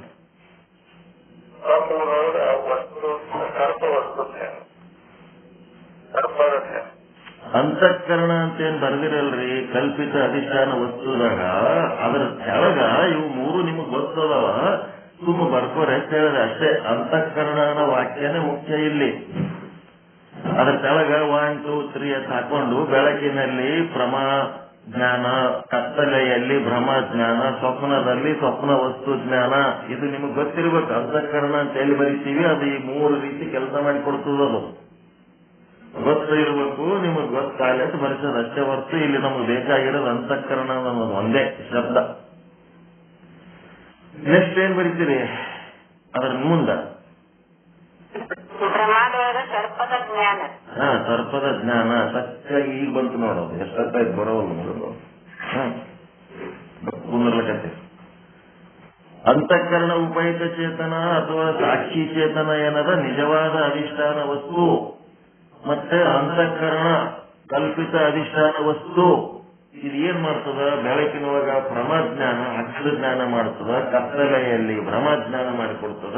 ಸ್ವಪ್ನದಲ್ಲಿ ಸ್ವಪ್ನ ವಸ್ತು ಜ್ಞಾನ ಮಾಡಿಕೊಡ್ತದೆ. ಇದು ಅಂತಃಕರಣ. ಇದು ಅಂತಃಕರಣನೂ ಕಲ್ಪಿತ ಅದ, ಮತ್ತು ಅದಕ್ಕೆ ಮಾಡಿಕೊಡೋ ವಸ್ತುಗಳ ಜ್ಞಾನನೂ ಕಲ್ಪಿತ. ಮುಂದ ಭ್ರಮದೊಳಗೇನ್ ಬರೀತೀರಿ, ಸರ್ಪದ ಜ್ಞಾನ ಮಾಡಿದ್ಮೇಲೆ ಮುಂದೆ ಶರದಾಗ ಏನ್ ಬರೀತೀರಿ,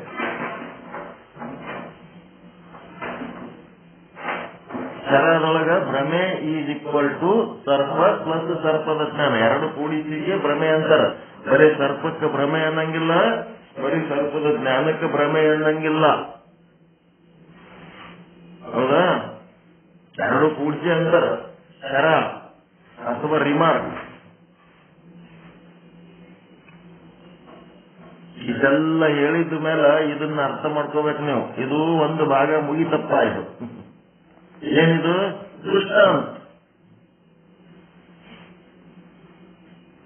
ಇದೇನಾಯ್ತು? ದೃಷ್ಟಾಂತ. ಈ ಸಿದ್ಧಾಂತಕ್ಕೆ ಹೋಗ್ಬೇಕಲ್ಲ. ಮೂರನೇದ್ದು ಸಿದ್ಧಾಂತ.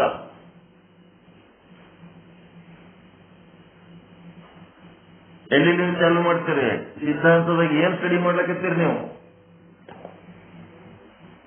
ದೃಷ್ಟಾಂತದಾಗ ಹಗ್ಗ, ಹಾವ, ಹಗ್ಗದ ಅಜ್ಞಾನ ಅಂತಂದ್ರೇನು? ಅಂತಃಕರಣದೊಳಗೆ ಆಗ್ತದ ಅವಿದ್ಯೆ, ಅವೇನೇನದವಲ್ಲ ಅವೆಲ್ಲ ಆಗ್ತವ. ಮತ್ತೇನದ? ಹಾವಿನ ಜ್ಞಾನ. ಹಿಂಗೆಲ್ಲ ಆಯ್ತು. ಈಗ ನೀವು ತಿಳ್ಕೋಬೇಕಾಗಿದೆ ಹಗ್ಗ, ಹಾವ, ಸರ್ಪದ ಜ್ಞಾನನು. ನೀವು ಸಿದ್ಧಾಂತದಾಗ ಏನ್ ತಿಳ್ಕೋಬೇಕಾಗಿದೆ? ನೀವು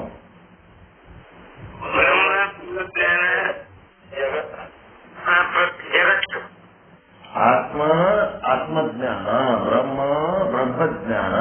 ಹೌದಿಲ್ಲ? ಬ್ರಹ್ಮಾಂಡದೊಳಗ ಬ್ರಹ್ಮಚೇತನ ಅದ. ಅದಕ್ಕೇನ್ ಬರೀತೀರಿ? ಬ್ರಹ್ಮಾಂಡದ ಮೊದಲು ಬರೀತೀರ, ಪಿಂಡಾಂಡದ ಮೊದಲು ಬರೀತೀರ?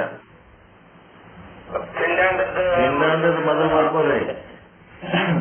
ಕಟ್ಲದ ಒಂದ್ 2 ಹನಿ ರಕ್ತ ಪರೀಕ್ಷೆ ಮಾಡಿದ್ರ ಬ್ರಹ್ಮಾಂಡ ತಾನೇ ಅರ್ಥ ಆಗ್ತದ. ಅದ್ರೊಳಗೆ ರೋಗ ಏಟದ, ಎಲ್ಲ ಇಡೀ ಶರೀರದಾಗ ಏನ್ ರೋಗ ಏಟದ ಆಮೇಲೆ ಗೊತ್ತಾಗ್ತದ. ಮೊದಲ ನಿಮ್ ಅಧ್ಯಯನ ಎಲ್ಲಿಂದ ಚಾಲು ಹೋಗ್ಬೇಕು? ಪಿಂಡಾಂಡಲಿಂದ ಚಾಲು ಹೋಗ್ಬೇಕು. ಅದಕ್ಕೆ ಇಲ್ಲಿ ಕ್ರಮ ಸಂಖ್ಯೆ 3 ಏನ್ ಬರೀತೀರಿ? ಪಿಂಡಾಂಡದ ನಿಜವಾದ ಅಧಿಷ್ಠಾನ ಯಾವುದು? ಸಾಕ್ಷಿ ಚೇತನ ಅಥವಾ ಅಂತಃಕರಣ ಉಪಹಿತ ಚೇತನ. ಹೌದಿಲ್ಲ? ಸಾಕ್ಷಿ ಚೇತನ ಅಂದ್ರು ಒಂದೇ, ಅಂತಃಕರಣ ಉಪಹಿತ ಚೇತನ ಅಂದ್ರು ಒಂದೇ. ಹೌದಾ?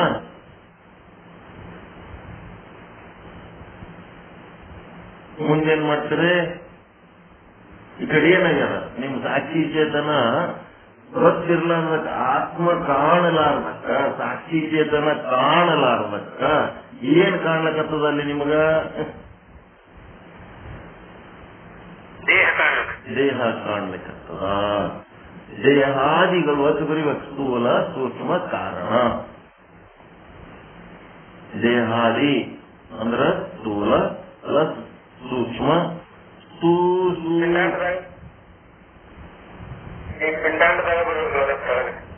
ಕಲ್ಪಿತ ಅಧಿಷ್ಠಾನದಾಗ ಬರೀಬೇಕು. ನಿಜವಾದ ಅಧಿಷ್ಠಾನ ವಸ್ತು ಸಾಕ್ಷಿ ಚೇತನ ಆತ್ಮ. ಜೀವರಾಶಿಗಳು ನೋಡಿಕೊಂಡ್ರೆ ನೀವು ಎಲ್ಲ ಓಸೋ ಆತ್ಮನೇ ಅದಾವ. ಅವದ್ರ ಬಗ್ಗೆ ನಿಮ್ಗ ಕಲ್ಪಿತ ಏನಾಗ್ಯದ? ಶರೀರ ಆಗಿಬಿಟ್ಟದ. ಮನುಷ್ಯರ ಶರೀರ, ಪ್ರಾಣಿ ಶರೀರ, ಹಿಂಗೆಲ್ಲ ಹಾಕಿ ಕುಂತ್ಬಿಟ್ಟವು. ಆಕ್ಚುಲ್ ಅಲ್ಲಿ ಒಳಗಿರೋದು ಶರೀರ ಅದ, ಆತ್ಮ ಅದ. ನಿಜವಾಗಿ ನೋಡಿದ ಮತ್ತೆ ಆತ್ಮ ನೋಡೋದು ಗೊತ್ತಾಗಲಾರ್ದಕ್ಕ, ಹಗ್ಗ ನೋಡೋದು ಗೊತ್ತಾಗಲಾರ್ದಕ್ಕ ಏನಾಗ್ಯದ? ಇದು ರಜ್ಜು ಉಪಹಿತ ಚೇತನ ನೋಡೋದು ಗೊತ್ತಾಗಲಾರ್ದಕ್ಕೆ ರಜ್ಜು ಕಾಣ್ಲಕತ್ತದ. ಹಂಗ ಸಾಕ್ಷಿ ಚೇತನ ನೋಡೋದು ಗೊತ್ತಾಗ್ಲಾರ್ದಕ್ಕೆ ಏನಾಗ್ಯದ? ದೇಹಾದಿಗಳು ಕಾಣ್ಲಕತ್ತದ. ಸ್ಥೂಲ ಶರೀರ, ಸೂಕ್ಷ್ಮ ಶರೀರ, ಕಾರಣ ಶರೀರ. ಅವನ್ ಶರೀರ ನೋಡಿ ಹೆಂಗದ, ಅವನ ಮನಸ್ಸು ನೋಡಿ ಹೆಂಗದ, ಅವನ ನೇಟ ತಿಮಿರದ. ತಿಮಿರ ಅಂತಂದ್ರೆ ಏನಂತೀರಿ? ಎಷ್ಟರೇ ತಿಮಿರದ ನೋಡಂದ್ರೆ ಸೊಕ್ಕದ ಅಂತ ತಿಳ್ಕೊಂಡಿದ್ದೇವೆ ಮೊದಲ. ಸೊಕ್ಕಲ್ಲ ಅದು. ತಿಮಿರ ಅಂದ್ರೆ ಅಜ್ಞಾನ, ಕತ್ತಲು. ಎಷ್ಟರೇ ಅಜ್ಞಾನಿ ಅದನ್ನ ಅಂದಂಗದ. ತಿಮಿರ್ ನೋಡಿ ಎಷ್ಟದ ಅಂತಾರ. ತಿಮಿರ್ ಅಂದ್ರೆ ಸೊಕ್ಕಲ್ಲ. ಆ ಶಬ್ದಗಳು ಅರ್ಥ ಗೊತ್ತಿರಲಾದ್ರೆ ಬಳಸ್ತಿರ್ತೇವೆ. ತಿಮಿರ ನೋಡೋ ಎಷ್ಟರೇ ಅದನ್ನ. ತಿಮಿರ ಅಂದ್ರೆ ಕತ್ತಲು. ತಿಮಿರಾದಿ ದೋಷ, ಕಣ್ಣಿನ ದೋಷ ಇರ್ಬೋದು, ಕತ್ತಲೆ ಇರ್ಬೋದು, ಅದಕ್ಕೆ ಅಜ್ಞಾನ ಅಂತಾರ. ಏನಾಯ್ತು? ಸಾಕ್ಷಿ ಚೇತನ ಅಥವಾ ಅಂತಃಕರಣ ಚೇತನ ನಿಜವಾದ ಅಧಿಷ್ಠಾನ ವಸ್ತು. ಅದು ಗೊತ್ತಾಗ್ಲಿರ್ಬೇಕ. ಅದು ಸ್ಥೂಲ ಶರೀರ, ಸೂಕ್ಷ್ಮ ಶರೀರಗಳನ್ನು ನೋಡ್ತೇವೆ. ಇನ್ನೊಂದರೊಂದು ಮನಸ್ಸು ಚಲೋ ಇಲ್ಲ, ಇನ್ನೊಂದರೊಂದು ಬಾಯಿ ಚಲೋ ಇಲ್ಲ, ಇನ್ನೊಂದರೊಂದು ಶರೀರ ಚಲೋ ಇಲ್ಲ. ಯಾವಾಗ್ಲೂ ನೆಳತಿರ್ತಾನ. ಏನ್ ಮಾಡ್ಬೇಕು? ಇಲ್ಲಿ ಸಾಕ್ಷಿ ಚೇತನ ನೋಡ್ಬೇಕ? ನನ್ನ ಶರೀರ, ಮನಸ್ಸು, ನನ್ನ ಬಾಯಿ ನೋಡ್ಬೇಕ್ರಿ? ಸೂಕ್ಷ್ಮ ಶರೀರವನ್ನು, ಸಾಕ್ಷಿಯನ್ನು ನೋಡ್ಬೇಕು. ಒಳಗಿರೋ ಸಾಕ್ಷಿ ಚೇತನ ನೋಡ್ಬೇಕು. ಅದ್ರಾಗ ಎಷ್ಟು ಬೆಳಕದ ಅಷ್ಟೇ ನೋಡ್ಬೇಕು. ಕತ್ತಲೆ ನೋಡಿ ಬೆಳಕನ್ನು ಕಳ್ಕೋಬಾರದು. ಕಲ್ಪಿತ ಅಧಿಷ್ಠಾನ ವಸ್ತುವನ್ನ ನೋಡಬಾರದು. ನಿಜವಾದ ಅಧಿಷ್ಠಾನ ವಸ್ತು ಎಷ್ಟು ಸಂಭ್ರಮ ಅದಲ್ಲಪ್ಪ ಇದ್ರಾಗ ಅಂತ ಅದನ್ನ ನೋಡ್ಬೇಕು. ಬಿಟ್ಟಿಗೆ ಕಲ್ಪಿತ ಅಧಿಷ್ಠಾನ ವಸ್ತುಗಳನ್ನು ನೋಡಬಾರದು.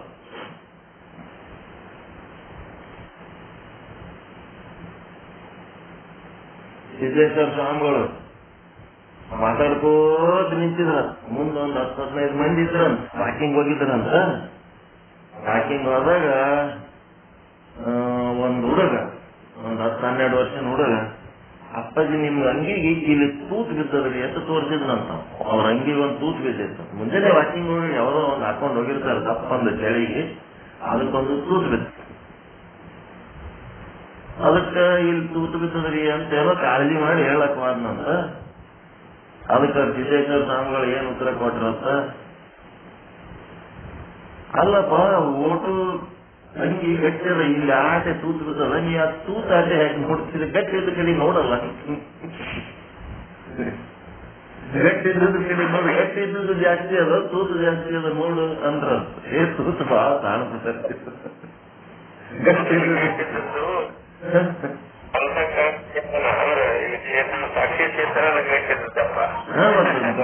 ಗಟ್ಟಿ ಮುಟ್ಟು ಯಾವುದು ಅಂತಃಕರಣ ಏನು ಇದೇನದ, ಅದು ಏನದ ಅವಿದ್ಯೆ ಏಟದ ಅಂದ್ರ ಒಂದು ಸಣ್ಣದು ಟಿಕ್ಳಿ ಇದ್ದಂಗ ಅದ. ಬ್ರಹ್ಮನ ಹಣಿ ಮೇಲೆ ಟಿಕ್ಳಿ ಇದ್ದಂಗ ಅದ ಅಂತ ಬ್ರಹ್ಮನ ನೋಡೋದ್ ಬಿಟ್ಟು ಬ್ರಹ್ಮನ ಹಣಿ ಮೇಲಿನ ಟಿಕ್ಳಿ ನೋಡಿದ್ರೆ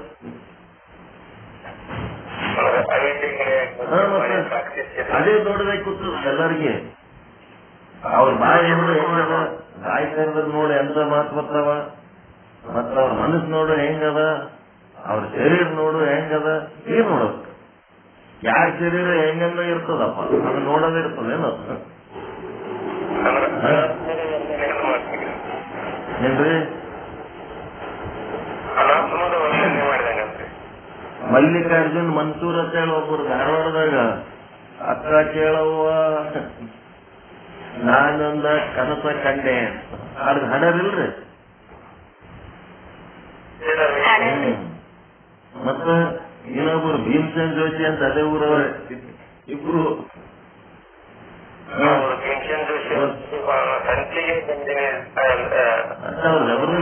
ಸಂಗೀತ ದಿಗ್ಗಜರು.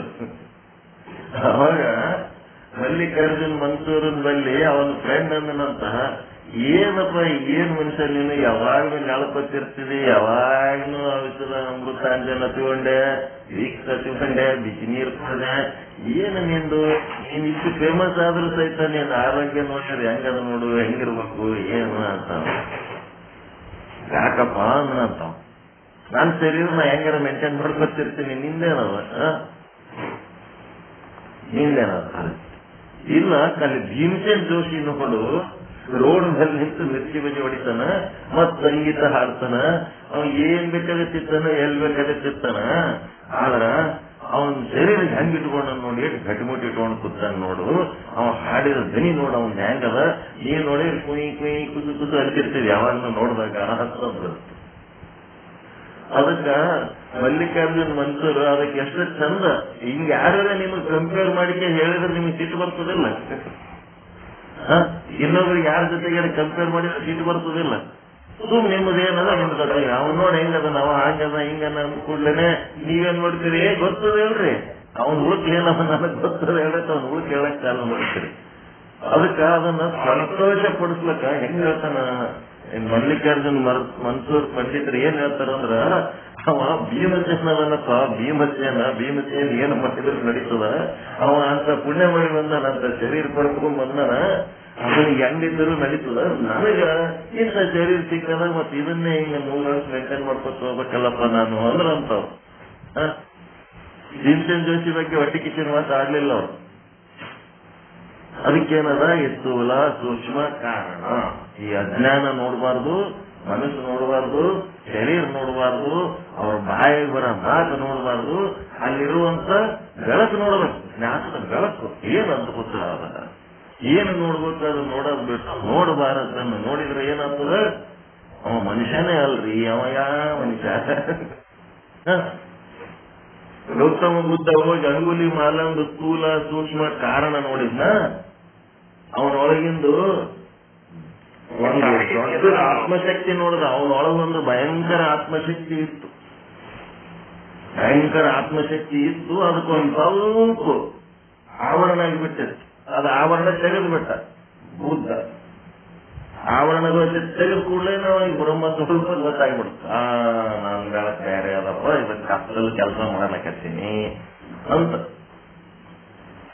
ಪ್ರಭುದೇವರದು ಎಂತ ಆತ್ಮಶಕ್ತಿ, ಅವರು ಭಯಂಕರ ವೈಭವ, ಅವರು ಅಂತ ವೈಭವ ಇದ್ದವ ಏನಾಯ್ತು, ಪ್ರಭುದೇವರದು ಆತ್ಮಶಕ್ತಿ ಹೊರಗೆ ಬರ್ಬೇಕಾದ್ರೆ ಏನಾಯ್ತಲ್ಲ, ಮದುವೆ ಮಾಡ್ಕೊಂಡಿದ್ದ ಹೆಂಡತಿ ಸತ್ತಿದ್ಳು. ಅವನು ಹೆಂಡತಿನ ಮಾಡ್ಕೊಂಡ ಮೇಲೆ ಹೆಂಡತಿ ರೂಮ್ ಬಿಟ್ಟು ಹೊರಗೆ ಬಂದಿಲ್ಲ. ಅವ ಅಷ್ಟೊಂದು ಪ್ರೀತಿ ಆಕಿ ಮೇಲೆ.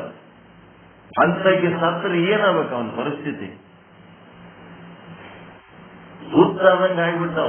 ಅವನ ಜೀವನನೇ ಹಿಂಗೆ ಕಳೆದನ. ಬ್ರಹ್ಮದೇವರು ಹುಚ್ಚಾದಂಗೆ ಆಗ್ಬಿಟ್ಟ. ಹುಚ್ಚಾದಂಗೆ ಆಗಿ ಒಂದ್ ಯಾವದೋ ಅಡವ್ಯಾಗ ಕಲ್ಲಿನ ಮೇಲೆ ಕೂತು ಹೆಬ್ಬಟ್ಟಿಗೆ ನೆಲ ಕೆದರ್ತಿದ್ದ. ಹೆಬ್ಬಟ್ಟು ತಗೊಂಡು ನೆಲಕ್ಕೆ ತಿಕ್ಕಲಕತ್ತಿದ್ದ. ಚಿಕ್ಕ ಟೈಮ್ನೊಳಗೆ ಬಟ್ ಕೊಯ್ದು ರಕ್ತ ಬಂದ್ಬಿಡ್ತು. ಏನದ ಇದ್ರಾಗ ಗಾಜ್ ಅದ ಏನತ್ ನೋಡ್ತಾನ. ಗಾಜ್ ಅದ ಏನತ್ ನೋಡಿದ್ರೆ ಆ ಗಾಜ್ ಅನ್ನೋದು ಒಂದು ಗುಡಿದ ಕಳಸದ, ದೇವಸ್ಥಾನದ ಕಳಸದ ತುದಿ. ಆ ತುದಿಯನ್ನು ಬಟ್ಟಿಗೆ ಹಚ್ಚಿ ರಕ್ತ ಸೋರ್ಲಕ್ ಹಚ್ಚಿಬಿಡ್ತು. ಅದನ್ನ ಹಂಗೇ ತೆಗೆದ ಒಂದು ಕಳಸನೆ ಹೊರಗೆ ಕಾಣ್ಲಕತ್ತು. ಊರ್ ಮಂದಿ ಕರೆದ ಕೂಡ್ಲೇನೆ ಏನಾಯ್ತು, ಒಳಗೆ ದೊಡ್ಡದೊಂದು ಗುಡಿನೇ ಸಿಕ್ಬಿಡ್ತು. ಎಲ್ಲರೂ ಕೂಡಿ ಕೆರೆ ಬಿಟ್ರದು ಗುಡಿ. ತೆಗೆದ ಬಾಗ್ಲ ಕೊಂಡಿ ಹಾಕಿರ್ತದ. ಅದನ್ನ ಬಾಗ್ಲ ಕೊಂಡಿ ಯಾರು ತೆಗಿಬೇಕು? ಒಳಗೇನದ ಯಾರು ಗೊತ್ತು. ಪ್ರಭುದೇವರೇ ಕೆದರಿಸ ಮುಂದೆ ನಿಂತು ಸರಿಯಪ್ಪ ನೀನೇ ಅಂದ್ರೆ ತೆಗಿತಾರ. ತೆಗೆದ ಮೇಲೆ ಒಳಗ ಭಯಂಕರ ಬೆಳಕ, ಎದುರು ಬರ್ತದ ಬೆಳಕು ಗೊತ್ತಿಲ್ಲ. ಒಳಗದು ಗುಹೆ, ಅದು ಒಳಗೊಂದು ಗುಹೆ, ಅದು ಲಿಂಗ ಗುಹೆ ಒಳಗೆ ಹಂಗೆ ಹೋಗ್ತಾನೆ. ಬೆಳಕದ, ಬೆಳಕಿನಾಗ ಹೋಗ್ಬಿಡ್ತಾನೆ. ಅಲ್ಲಿ ಬೆಳಕಿನಾಗ ಹೋಗ್ತಾನೆ. ಬೆಳಕಿನಾಗ ಹೋದ ಕೂಡ್ಲೇ ಏನಾಯ್ತು, ಒಳಗ್ ಹೋದ್ಮೇಲೆ ಒಬ್ಬ ಮನುಷ್ಯ ಸುಮ್ಮ ಅಂಗೈಯಾಗಿ ಲಿಂಗ ಹಿಡ್ಕೊಂಡು ಹಿಂಗ ತ್ರಾಟಕ ಯೋಗ ಕಣ್ಣಲ್ಲಿಂದ ದೃಷ್ಟಿ ಹಿಂಗ ನೋಡ್ಕೊತ ಕೂತ್ಬಿಟ್ಟ. ನಾವು ಕೈಯಾಗ ಲಿಂಗ, ಅದು ಲಿಂಗತ್ತನು ಇವನಿಗೆ ಗೊತ್ತಿಲ್ಲ. ಅದು ಶಿವಯೋಗ ಅತ್ತನು ಗೊತ್ತಿಲ್ಲ, ತ್ರಾಟಕ ಯೋಗ ಅತ್ತನು ಏನೇನು ಗೊತ್ತಿಲ್ಲ ಇವನಿಗೆ. ನಟುವರ ಜಾತಿ ಅಂತಂದ್ರೆ ಅತ್ಯಂತ ಕಿಗುಕುಲ. ವೇಷ ಅವ್ರೇನು ಪಾತ್ರದವರು ಗುಡಿಯಾಗ ಮಧುಕೇಶ್ವರ ದೇವಸ್ಥಾನದಾಗ ಡ್ಯಾನ್ಸ್ ಮಾಡ್ತಾರಲ್ಲ, ಆ ಡ್ಯಾನ್ಸ್ ಮಾಡೋರು ಜೊತೆಗೆ ಅದ್ರ ಡಪ್ಪು ಬಡಿತಾರಲ್ಲ, ಅದು ಮಾಡಕ್ ಹೋದ ಇವಂದ್ ಏನು ಅಂತ ದೊಡ್ಡ ಕುಲ ಅಲ್ಲ. ಇವನು ನಟುವರ ಜಾತಿ ಅಂತಾರ. ಅದಕ್ಕೆ ಸುಮ್ಮನೆ ವಾದ್ಯಗಳು ಬಾರಿಸ್ರ ಕುಂದ್ರ ಅಂತ ಕುಲ್ದವ. ಅವನು ಏನಾಯ್ತು, ಅದು ಹೋಗಿ ಆ ಲಿಂಗ ನೋಡ್ಕೋತೇನ್ ಕುಂದನಲ್ಲ ಆ ವ್ಯಕ್ತಿ, ಅವನ ಕೈಯಾಗಿ ಏನದ ಇದು ಅಂತ ಹೇಳಿ ಅದನ್ನ ಅವನ ಕೈಯಂದು ತೆಕ್ಕೊಂಡ್ಬಿಡ್ತಾನೆ ಅವನು ಪ್ರಭುದೇವರು. ತೆಕ್ಕೊಂಡ್ ಕೂಡ ಲೈಟ್ ಆಫ್ ಆಗ್ಬಿಡ್ತು.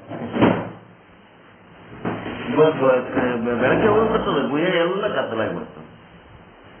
ಇವನ್ ಕೈಯಿಂದ ಅದು ಲಿಂಗ ಹಿಡ್ಕೊಂಡಲ್ಲ, ಅದು ಲಿಂಗ ಬಿಚ್ಚಿದ್ರೆ ಬೆಳಕಾಗ್ಲಕತ್ತದ. ಲಿಂಗ ಅಂಗೈಯಿಂದ ತೆಗೆದ್ರೆ ಏನಾಗ್ಲಕತ್ತದ, ಕತ್ತಲ. ಅಂಗೈಯಾಗ ಹಿಂಗ ಲಿಂಗ ಗಟ್ಟಿಯಾಗಿ ಮುಚ್ಕೊಂಡ್ರ ಕತ್ತಲಾಗ್ಲಕತ್ತದ. ಅಂಗೈ ಬಿಚ್ಚಿದ ಕೂಡಲೇ ಕೈಯಾಗಿ ಲಿಂಗ ಹಿಡ್ಕೊಂಡ ಬೆಳಕಾಗ್ಲಕತ್ತ. ಅದಕ್ಕೇನಾಯ್ತು, ಗುಹೆ ಒಳಗ ಒಂದು ಬೆಳಕು ಸಿಕ್ತಲ್ಲ, ಅದಕ್ಕೆ ಗುಹೇಶ್ವರ ಲಿಂಗ ಹೆಸರಿಟ್ಕೊಂಡ್ಬಿಟ್ಟ. ಅದೇ ಅದು ಏನಿತ್ತು, ಜೀವ ಒಳಗ ಯೋಗ ಮಾಡ್ಕೊತ ಕೂತಿತ್ತಲ್ಲ, ಅದು ತಲೆ ಕೆಳಗೆ ಹಾಕೊಂಡು ಬಿಟ್ಬಿಡ್ತು. ಮುಗಿತ ಒಂದು ಆಯುಷ್ಯ. ಶಿವಯೋಗದೊಳಗೆ ಎಂತ ಶಕ್ತಿ ಆದ ಅನ್ನೋದು ಇದನ್ನ ಯಾರು ಬಿಡಿಸಿ ಹೇಳಂಗಿಲ್ಲ. ಸುಮ್ಮನೆ ಕುಯ್ ಕುಯ್ ಕುಸು ಕುಸು ವಚನಗಳು ಹೇಳೋದು, ಹೊಂಟು ಬಿಡೋದು. ಇದನ್ನ ಹೇಳ್ಬೇಕ ಬೇಡ, ವೈಭವ ಎಲ್ಲಾರ ಹೇಳ್ತಾರೆ ನೀವು ಯಾರಂದ್ರೆ ಸಣ್ಣ ವೇದಿಕೆ ಮೇಲೆ ಇಂಥವೇನಾರು ಹೇಳ್ತಾರನ್ರಿ ಸೂಕ್ಷ್ಮ ವಿಷಯಗಳು ಎಲ್ಲರೂ ಕೇಳಿರ? ಅಲ್ಲಿ ಏನಾಗ್ಯದ, ಅವನು ಸ್ಥೂಲ ಶರೀರದೊಳಗಿನ ಚೇತನ, ಸೂಕ್ಷ್ಮ ಶರೀರದ ಚೇತನ ಎಲ್ಲ ಓಟು ವೃತ್ತಿ ಮೂಲಕ ಹೊರಗೆ ಬಂದು ಆ ಲಿಂಗದೊಳಗೆ ಸಂಗ್ರಹ ಆಗಿಬಿಟ್ಟ.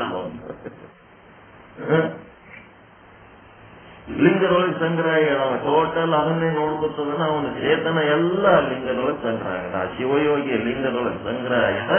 ಆ ಲಿಂಗ ಇವ ಯಾವಾಗ ತಗೋತಾನ ಅವಾಗ ಇವನ್ ಮೈಯೊಳಗೆಲ್ಲ ಎಣಿಸಿ ಸತ್ತದ ದುಃಖ ಮರ್ತೆ ಬಿಟ್ಟವ. ಎಣಿಸಿನ ಮರ್ತ, ಎಣಿಸಿ ಸತ್ತದ ದುಃಖನೂ ಮರ್ತ. ಸರ್ಪ ಮತ್ತು ಸರ್ಪದ ಜ್ಞಾನ ಇದಕ್ಕಿಂತ ಉದಾಹರಣೆ ಏನ್ ಕೊಡ್ಬೇಕು ನಾವು? ಹೆಂಡತಿ ಸತ್ತದ ದುಃಖ ಸರ್ಪ,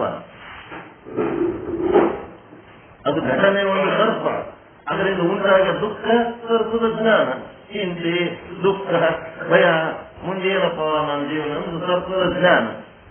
ಅವೆರಡು ಏನಾಗ್ಬಿಟ್ಟು ಬ್ರಹ್ಮಜ್ಞಾನ ಲಿಂಗ ಸಿಕ್ಕ ಕೂಡಲೇ ಅವನಿಗೆ ಇವನು ಹಿಡ್ಕೊಂಡು ಕೂತ, ಏನಾಗ್ತದ ನೋಡಮ್ಮ ಅಂತೇಳಿ ಹಿಡ್ಕೊಂಡು ಕೂತ ಒಳಗ ಜ್ಞಾನದ ಎಲ್ಲ ಮಜಲುಗಳು ಬಿಚ್ಕೊಳಕ್ ಹಚ್ಬಿಟ್ಟು ಬ್ರಹ್ಮಜ್ಞಾನದ ಒಳಗಿಂದ ಆತ್ಮಜ್ಞಾನದ ಒಳಗಿಂದ ಎಲ್ಲ ಬಜ್ಗೋತ್ವ ಅದು. ಅವಾಗ ಅವನೆಲ್ಲ ಅನುಭವದ ವಚನಗಳು ಬರೀಲಕ್ಕತ್ತ.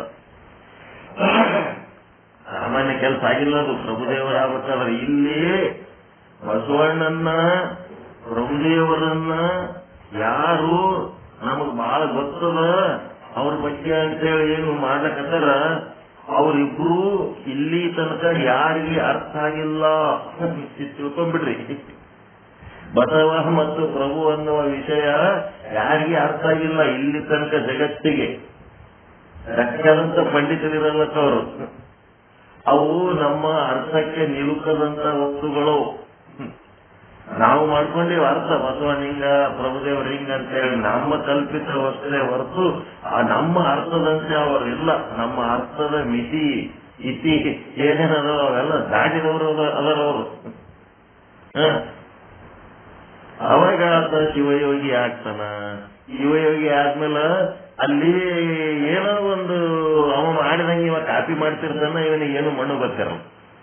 ಅದಕ್ಕೆ ಇವ ಬಸವಾದಿ ಶರಣರ ಬಲ್ಲಿ ಆದ್ಮೇಲೆ ಬಸವಣ್ಣ ಶಾಸ್ತ್ರೀಯ, ವೇದ ಆಗಮ ಉಪನಿಷತ್ ಶಾಸ್ತ್ರ ಪುರಾಣ ಇತಿಹಾಸ ಏನೆಲ್ಲ ಓದಿ ಅದರೊಳಗೆ ಏನದ ಹಿಂದೂ ಧರ್ಮದ ಒಂದು ಜೈನಿವಾರ ಮತ್ತು ಜಾತಿ ಪದ್ಧತಿ ಮತ್ತು ಹೋಮ ಹವನಗಳ ಮಾಡಿ ಕಾರ್ಮಿಕ ವರ್ಗದವರು ಏನ್ ಮಾಡ್ಯಾರ, ಕಷ್ಟಪಟ್ಟು ತಯಾರಿಸಿದಂತ ವಸ್ತುಗಳನ್ನ ಹೋಮ ಹವನಗಳೊಳಗೆ ಹಾಕಿ ಅಗ್ನಿಯಾಗಿ ಹಾಕಿ ಸುಡೋದು ಅನಿಷ್ಟ ಪದ್ಧತಿ, ಜಾತಿ ಪದ್ಧತಿ ಮತ್ತಿನ್ನೇನೋ ಈ ಎಲ್ಲ ಪದ್ಧತಿಗಳ ದೋಷಗಳನ್ನ ಕಂಡು ಅವನಿಗೆ ದೋಷದರ್ಶನ ಆಗಿ ಅವನೇನಾಗ್ಬಿಟ್ಟ ವೀರಶೈವ ಸಿದ್ಧಾಂತಕ್ಕೆ ಬಂದ. ವೀರಶೈವ ಅಂದ್ರೆ ಒಂದೇ, ಲಿಂಗಾಯತ ಅಂದ್ರೆ ಒಂದೇ. ಬುದ್ಧಿ ಭ್ರಷ್ಟ ಆದವ್ರು ಎರಡು ಬೇರೆ ಬೇರೆ ಅಂತೇಳಿ ಜಿದ್ದು ಮಾಡ್ಲಕ್ ಹೋಗ್ತಾರ. ಅದು ಲಿಂಗಾಯತ ಅಂದ್ರು ಒಂದೇ, ವೀರಶೈವ ಅಂದ್ರೆ ಒಂದೇ. ಯಾವ ಶಬ್ದ ಬಳಸಿದ್ರು ಏನ್ ತೊಂದರೆ ಇಲ್ಲ. ಮತ್ತ ಆ ಶಬ್ದದ ಮೂಲಕ ಸಮಾಜವನ್ನ ಒಡೆಯುವಂತ ಕುತಂತ್ರ ಯಾರಂದ್ರ ಇದ್ರೊಳಗೆ ಯಾರು ಬಹಳ ಮೇಲ್ಮಟ್ಟದಲ್ಲಿ ಇರ್ತಾರ ಅವ್ರಂತ ಕೆಲಸ ಮಾಡ್ತಿರ್ತಾರ. ಅವ್ರ ತಮ್ಮ ಭಕ್ತರ ಸಂಖ್ಯೆ ಎಲ್ಲಿ ಕಡಿಮೆ ಆಗ್ತದ ಅಂತ ಹೇಳಿ ಅವ್ರ ಉಪಜೀವನಕ್ಕೆ ಅವ್ರು ಬಡದಾಡ್ತಿರ್ತಾರ. ಅದು ಬೇಕಾಗಿಲ್ಲ. ನಾವು ಎರಡೂ ಸಮನ್ವಯ ಮಾಡ್ಕೊಂಡು ಹೋಗ್ಬೇಕು. ಇಲ್ಲೇನಾಯ್ತು, ಇದನ್ನ ಅವರೇ ಹೇಳ್ತಾರೆ. ಅದಕ್ಕೇನದ, ಈ ಬಸವ ಮತ್ತು ಪ್ರಭು ಇವರು ಯಾರಿಗೆ ಅರ್ಥ ಆಗಿಲ್ಲ, ಇಲ್ಲಿ ತನಕ ಅರ್ಥ ಆಗಿಲ್ಲ. ನಮಗ ನಿರಂತರ ಸಂಶೋಧನೆ ಅದ ಅವ್ರ ಬಗ್ಗೆ. ಎಂತ ವ್ಯಕ್ತಿತ್ವ ಇದು, ಎಂತ ವ್ಯಕ್ತಿತ್ವ, ವಿಚಿತ್ರ ವ್ಯಕ್ತಿತ್ವ. ಒಂದು 300 ಮಂದಿ 400 ಮಂದಿ MP ಸಂಗ್ರಹ ಮಾಡ್ಲಿಕ್ಕಾಗಲ್ದು ಇವ್ರಿಗೆ ಮನವೊಲಿಸಿ ಪಾರ್ಲಿಮೆಂಟ್ನಾಗ ದೊಡ್ಡ ಅಧಿಕಾರ ಮಾಡ್ತಾರೆ. ಅವ್ರು 770 ಮಂದಿ ಎಲ್ಲ ರಾಜ್ಯ ತ್ಯಾಗ ಮಾಡಿ ಬಂದವರು ಬರೋರು, ಸಮಾಜ ಸೇವೆ ಮಾಡ್ಬೇಕಂತೇಳಿ, ಸಮಾಜೋದ್ಧಾರ ಮಾಡ್ಬೇಕಂತೇಳಿ. ಬಸವಣ್ಣನಂತ ಪಾರ್ಲಿಮೆಂಟ್ ಇಲ್ಲಿ ತಾನೆ ಯಾವ ಕಟ್ಟೆನೆ ಅಲ್ರಿ, 400 ಪಾರ್ 500 ಪಾರ್ ಅಂತಿರ್ತಾರೆ. 400 ಪಾರ್ 300 ಪಾರ್ ಆಗಿಲ್ಲ. 770 ಪಾರ್ ಮಾಡ್ಯಾನಲ್ಲ ಬಸವಣ್ಣ. ಅಂತದೊಂದು ಏನಾರು ಮಾಡಿದ್ದು ತೋರಿಸಲ್ಲ ಇತಿಹಾಸದಾಗ ಎಲ್ಲಾರ ಅಂತಂದ್ರೆ. ಅವಾಗ ಬಸವಣ್ಣನ ಬಳಿ ಬಂದು ಈಗ ಅಷ್ಟಾವರಣ, ಪಂಚಾಚಾರ, ಕಟಾಸ್ಥಾನ ಅಂದ್ರೆ ಇದಕ್ಕೆಲ್ಲ ಇಂಥದೊಂದು ದೊಡ್ಡ ಪರಂಪರೆನೇ ಆದೇನಪ್ಪ. ಬಸವ ಎಂತ ಬಸವ, ನಿನ್ನಿಂದ ನನಗೆ ಇಷ್ಟೆಲ್ಲ ಗೊತ್ತಾಯ್ತಲ್ಲ ಅಂತೇಳಿ ಪ್ರಭುದೇವರು ಏನಂತಾರ, ನನಗ ಗುಣೇಶ್ವರ ಪ್ರಭುದೇವರ ಯಾಕೆ ಹುಟ್ಟಿಸಿದೆವು ಮಾರಾಯ, ನನಗ್ ಬಸವಣ್ಣ ಅಂತ ಯಾಕೆ ಹುಟ್ಟಿಸಿಲ್ಲ ನೀನು, ಬಸವಣ್ಣನ ಜನ್ಮ ಯಾಕೆ ಪಟ್ಟಿಲ್ಲ ಅಂತ ಹೇಳ್ತಾನ ಪ್ರಭುದೇವ. ಅಲ್ಲಮ್ಮ ಅಂತ ನನಗೆ ಯಾಕೆ ಈ ಜನ್ಮ ಪಟ್ಟಿದೆವು ಮಾರಾಯ, ನನಗೆ ಬಸವ ಎಂದು ಹುಟ್ಟಿದರೆ ಅಲ್ಲ ಅಂತ ಯಾಕೆ ಹುಟ್ಟಿಸಿದೆ ಅಂತ ಗುಹೇಶ್ವರಿಗೆ ಪ್ರಶ್ನೆ ಮಾಡ್ತಾನೆ. ಅಂತ ಪರಿ ತಿಳ್ಕೊಂಡನದ ಬಸವಣ್ಣ.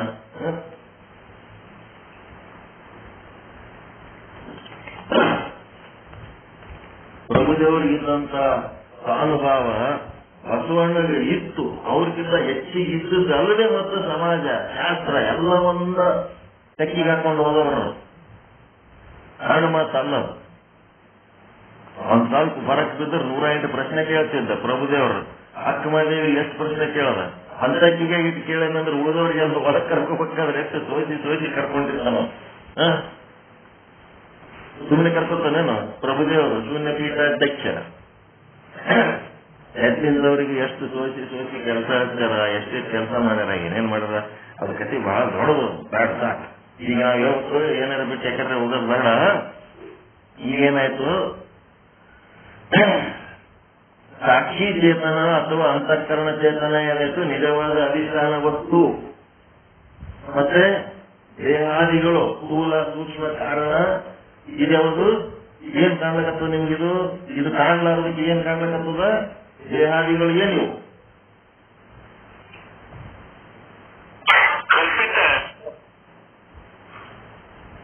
ಹೌದಾ? ಕಲ್ಪಿತ ಅಧಿಷ್ಠಾನ ವಸ್ತು. ಭ್ರಮ ಏನಾಗ್ಯದ?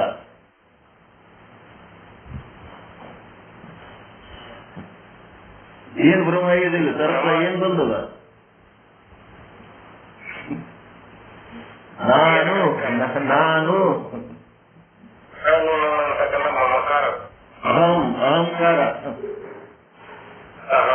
ಅಹಂಕಾರ, ನಾನು. ಈ ಒದಿರಿ ಆತ್ಮಚೇತನ. ಅದು ಬಿಟ್ಟು ಅಂತಃಕರಣ ಉಪಹಿತ ಚೇತನ ಆತ್ಮಚೇತನ ಏನಿದೆ ಅದು ಬಿಟ್ಟು ಉಳಿದದ್ದು ಏನೇನದಿರಲ್ಲ. ಪ್ರಕಾಶ ಉದಿಗೇರಿ ಮತ್ಯಾವ ಊರಲ್ಲ ಅದು ನಿಮ್ದು? ಇಂಥ ಊರವರು, ಇಂಥ ಹೆಸರಿನವರು, ಇಂಥ ರೂಪದವರು, ಇಂಥ ಜಾತಿಯವರು, ಇಂಥ ದೇಶದವರು, ಇಂಥ ಭಾಷೆದವರು, ಗಂಡಸ ಮಗ, ಗಂಡ, ಯಜಮಾನ, ಅಪ್ಪ, ಮಾವ, ಅಜ್ಜ, ಏನೆಲ್ಲ ನಾನು ಅಜ್ಜ, ನಾನು ಗಂಡಸ ಮಗ, ನಾನು ಭಾರತೀಯ, ನಾನು ಕರ್ನಾಟಕದ ಅದೇ ಉಪಯುಕ್ತ ಚೇತನ ಒಂದು ಬಿಟ್ಟು ಉಳಿದು ಎಲ್ಲ ಹೇಳ್ತಿರಲ್ಲ. ನಾನು ನಾನು ನಾನು ನಾನು ಅನ್ನೋದು ಒಂದು ಬಂದದ. ನಾನು ಅನ್ನೋದೇನಿದು? ನೆಕ್ಸ್ಟ್ ಎಂತದಿದು? ನಾನು ಅನ್ನೋದು ವಾಚ್ಯಾರ್ಥನ ಲಕ್ಷಾರ್ಥನ?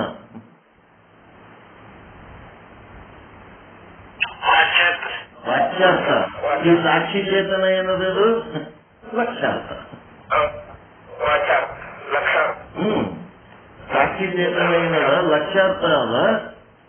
ನಾನು ಅನ್ನೋದು ವಾಚ್ಯಾರ್ಥ. ಎಂತದು? ತ್ವಂ.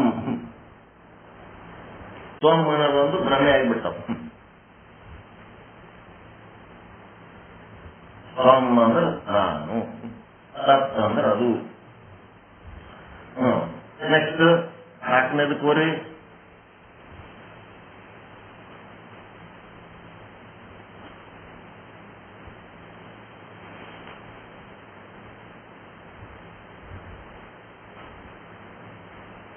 ಈಗ 4ನೇದೇ ಐತ್ರಿ, 5ನೇದಕ್ಕೂ ಶರಾಕ್ ಹೋಗ್.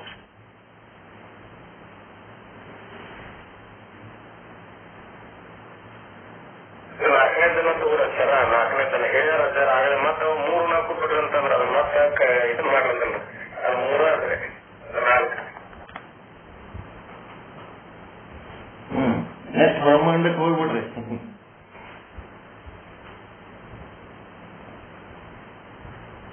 ಇದಕ್ಕೆ ಇಲ್ಲೇನ್ ಮಾಡ್ಕೋರಿ, ಸಿಂಪಲ್ ಆಗಿ ಹೋಗ್ಬೇಕು. ನಾನು ಪ್ಲಸ್ ನಾನತ್ವ. ಶರದಾಗ ಏನ್ ಬರೀತೀರಿ? ನಾನು ಮತ್ತು ನಾನತ್ವ. ನಾನತ್ವ ಅಂದ್ರೇನು? ನಾಮರೂಪಾದಿಗಳು.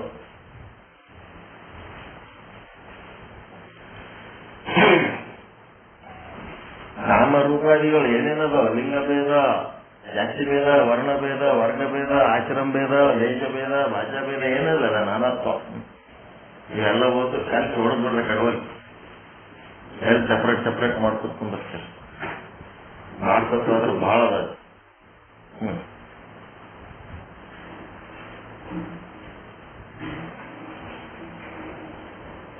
ಮುಂದೇನ್ ಮಾಡ್ತೀರಿ? ಬ್ರಹ್ಮಚೇತನಕ್ಕೆ ಹೋಗಮ್ಮ.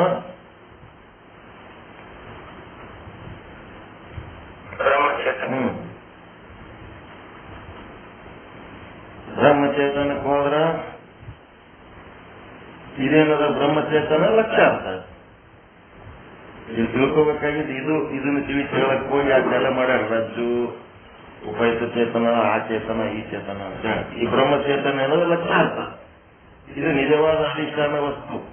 ಇನ್ನು ಕಲ್ಪಿತ ಏನಾಗಕತ್ತದ? ಕಲ್ಪಿತ ಅಧಿಷ್ಠಾನ ವಸ್ತು ಏನಾಗಕತ್ತದ? ಬ್ರಹ್ಮಾಂಡ. ಅಲ್ಲಿ ಪಿಂಡಾಂಡ, ದೇಹಾದಿ ಅಂದ್ರ ಪಿಂಡಾಂಡಗಳು ಮ್ಯಾಲಿಂದು. ಇದೇನು ಬ್ರಹ್ಮಾಂಡ ಅಂದ್ರ ಪಂಚಭೂತ, ಪಂಚಭೂತಾತ್ಮಕ ಜಗತ್. ಜಗತ್ ಇದ್ರೊಳಗೆ ಏನಾಗ್ಯದ?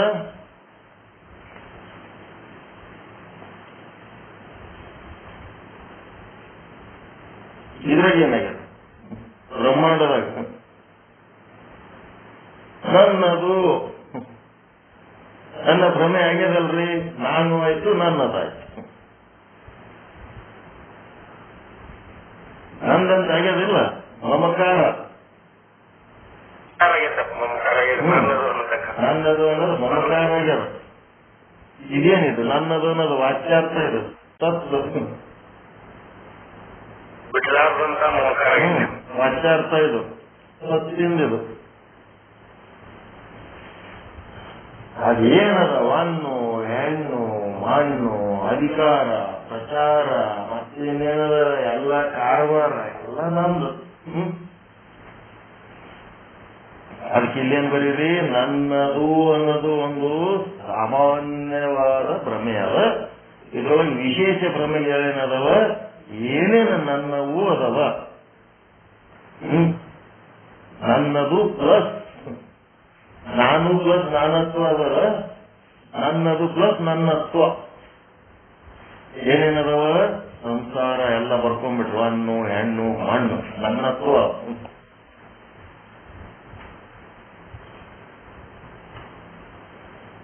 ನನ್ನದು ನನ್ನತ್ವ ಪ್ಲಸ್ ನನ್ನದು, ನಾನತ್ವ ಪ್ಲಸ್ ನಾನು.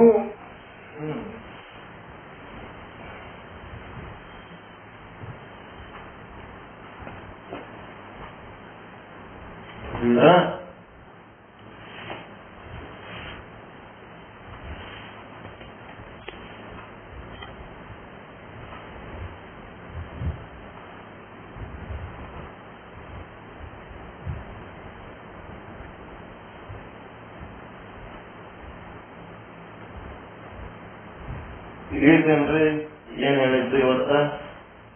ನಿಜವಾದ ಅಧಿಷ್ಠಾನ, ಅಲ್ಪಿತ ಅಧಿಷ್ಠಾನ, ಭ್ರಮ.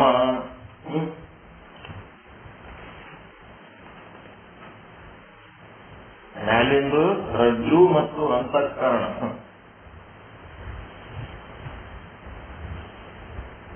ಎರಡು ಕೂಡಿಸೋದು ಆಕ್ಚುಯಲ್ ಒಂದೇ. ಆಮೇಲೆ ಇದು ಪಿಂಡಾಂಡದಲ್ಲಿ ಒಂದು, ಬ್ರಹ್ಮಾಂಡದಲ್ಲಿ ಒಂದು. ಎರಡು ತಿಳ್ಕೊಂಡ್ಬಿಟ್ರೆ ಮೂರು ಅಂಶಗಳು. ಇವೆರಡು ಮುಖ್ಯ ಅದಾವ. ಸಾಕ್ಷಿ ಚೇತನ ಅಥವಾ ಅಂತಃಕರಣ ಉಪಯುಕ್ತ ಚೇತನ ಎನ್ನುವುದು ನಿಜವಾದ ಅಧಿಷ್ಠಾನ ವಸ್ತು ಆಗಿದೆ. ಕಲ್ಪಿತ ಅಧಿಷ್ಠಾನ ವಸ್ತು ಏನಾಗ್ಬಿಟ್ಟದ? ದೇಹಾದಿ ಪಿಂಡಾಂಡಗಳು. 84 ಲಕ್ಷ ಜೀವರಾಶಿಗಳ ದೇಹಗಳು. 84 ಲಕ್ಷ ಜೀವರಾಶಿಗಳ ದೇಹಗಳು ಎಲ್ಲ ಕಾಣ್ಲಕತ್ತವ. ನೀವು ಸ್ಥೂಲ, ಸೂಕ್ಷ್ಮ, ಕಾರಣ. ಅದಕ್ಕಿದು ಸಾಕ್ಷಿ ಚೇತನ ಗೊತ್ತಿಲ್ಲದ. ಅದ್ರೊಳಗೆ ಏನಾಗ್ಬಿಟ್ಟದ? ನಿಮ್ಮ ಶರೀರದೊಳಗ ನಿಮಗೆ ನಾನತ್ವ ಬಂದದ. ಬೇರೆಯವರ ಶರೀರದಾಗ ಅವ್ರ ನಾನತ್ವಗಳದ. ನಾನು ನಾನು ನಾನು ತ್ವಮ್ ಅಂತ ಹೇಳಿ ವಾಚ್ಯಾರ್ಥ. ನಿಜವಾಗಿ ಸಾಕ್ಷಿ ಚೇತನ ಏನದ? ಲಕ್ಷ್ಯಾರ್ಥ. ಅದು ನಿಮ್ಮ ನಿಜವಾದಂತ ಅಧಿಷ್ಠಾನ ವಸ್ತು.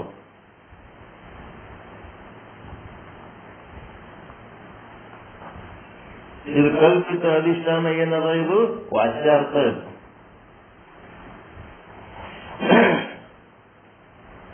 ಇದೇನಾಯ್ತು? ಭ್ರಮೆ. ಏನ್ ಭ್ರಮೆ ಆಗ್ಯದ? ನಾನು ಮತ್ತು ನಾನು ಅನ್ನೋದ್ರ ಬಗ್ಗೆ ಅದರ ಜಾಗದಾಗ ಏನೇನು ನಾನು ಅನ್ಕೊಂಡಿರಿ ಅವೆಲ್ಲ ನಾನತ್ವಗಳನ್ನು ಅದರಾಗ ಸೇರಿಸ್ಬೇಕು. ಇದು ಭ್ರಮೆ. ನಾನು ಪ್ಲಸ್ ನಾನತ್ವ ಕೂಡಿ ಏನಾಯ್ತು? ನಾಮರೂಪಾದಿಗಳೆಲ್ಲ ಸೇರಿ ಇದೊಂದು ಭ್ರಮೆ ಆಯ್ತು. ನಾನು ಪ್ಲಸ್ ನಾನತ್ವ. ಅಲ್ಲೇ ಸರ್ಪ ಮತ್ತು ಸರ್ಪದ ಜ್ಞಾನ ಅಂತದಲ್ಲ, ಅದೇ ರೀತಿ ನಾನು ಪ್ಲಸ್ ನಾನತ್ವ ಅಂದ್ರೆ ನಾನು ಅನ್ನೋದ್ರ ಬಗ್ಗೆ ಏನೇನು ಜ್ಞಾನ ಅದ ಅವೆಲ್ಲ ನಾನತ್ವ ಅಂದ್ರೆ ನಾನು ಅನ್ನೋದ್ರ ಬಗ್ಗೆ ಏನೇನು ಇಟ್ಕೊಂಡಿದೆ ಅವೆಲ್ಲ ನಾನತ್ವ. ಸರ್ಪದ ಜ್ಞಾನ ಅಂತಂದ್ರೆ ವಾಚ್ಯಾರ್ಥದ ಜ್ಞಾನ, ನಾನು ಎಂಬ ವಾಚ್ಯಾರ್ಥದ ಜ್ಞಾನಗಳು. ಹೌದಾ? ಈ ಕಡೆ ಏನ್ ಮಾಡ್ತೀರಿ, ಬ್ರಹ್ಮಚೇತನ ಲಕ್ಷಾರ್ಥ ಏನದಲ್ಲ, ಬ್ರಹ್ಮಾಂಡ ಅಥವಾ ಪಂಚಭೂತಾತ್ಮಕ ಜಗತ್ ವಿಶ್ವ ಅಂತ ಏನಂತಿರಲ್ಲ, ಇದು ಬ್ರಹ್ಮಚೇತನ ಲಕ್ಷಾರ್ಥ, ಇದು ನಿಜವಾದ ಅಧಿಷ್ಠಾನ ವಸ್ತು. ಇದು ಏನಾಗ್ಯದ, ಇದನ್ನ ನಿಮಗೆ ನೋಡೋದು ಬರಲಾರ್ದಕ್ಕ ಕಲ್ಪಿತ ಅಧಿಷ್ಠಾನ ವಸ್ತು ಕಾಣ್ಲಕತ್ತದ, ಬ್ರಹ್ಮಾಂಡ ಕಾಣ್ಲಕತ್ತದ. ಈ ಬ್ರಹ್ಮಾಂಡದೊಳಗೆ ಏನು ಪಂಚಭೂತಾತ್ಮಕ ಜಗತ್ತು ಮತ್ತು ಅದರೊಳಗಿರುವ ವಿಷಯಗಳು. ಇಲ್ಲಿ ಏನು ಭ್ರಮೆ ಆಗ್ಯದ ಅವೆಲ್ಲ ನನ್ನು ಅಂತ ಕೂತು ಬಿಟ್ಟಿರಿ ನೀವು. ಭ್ರಮೆ ಆಗ್ಬಿಟ್ಟೆ, ನಾನು ಅಂತ ಕೂತೀರಿ. ಒಂದಿನ ಅವರೇ ನಿಮ್ ಕೈ ಬಿಟ್ಟು ಹೋಗ್ತಾವ, ಇಲ್ಲರೆ ನೀವರೇ ಅವೆಲ್ಲ ಜಮಾಯಿಸಿಟ್ಕೊಂಡು ಒಂದಿನ ಬಿಟ್ಟು ಹೋಗ್ಬೇಕು. ಇದೇನದ ವಾಚ್ಯಾರ್ಥದ ವಿಷಯದಲ್ಲಿ ನಮ್ಗೇನಾಗ್ಬಿಟ್ಟದ, ಈ ನನ್ನದು ಅಂತದಲ್ಲ, ಈ ಮಮಕಾರ ಏನಾಗ್ಯದಲ್ಲ, ನನ್ನದು ಪ್ಲಸ್ ನನ್ನತ್ವ ಅಂತಂದ್ರೆ ಏನೇನು ನನ್ನ ಅಂತ ತಿಳ್ಕೊಂಡಿರಿ ಅವೆಲ್ಲ ಬರ್ಕೊಡಿ. ನಾನು ನನ್ನದು ಅನ್ನೋದು ಎರಡು ದೊಡ್ಡ ಹಾವುಗಳದಾವ. ಈಗ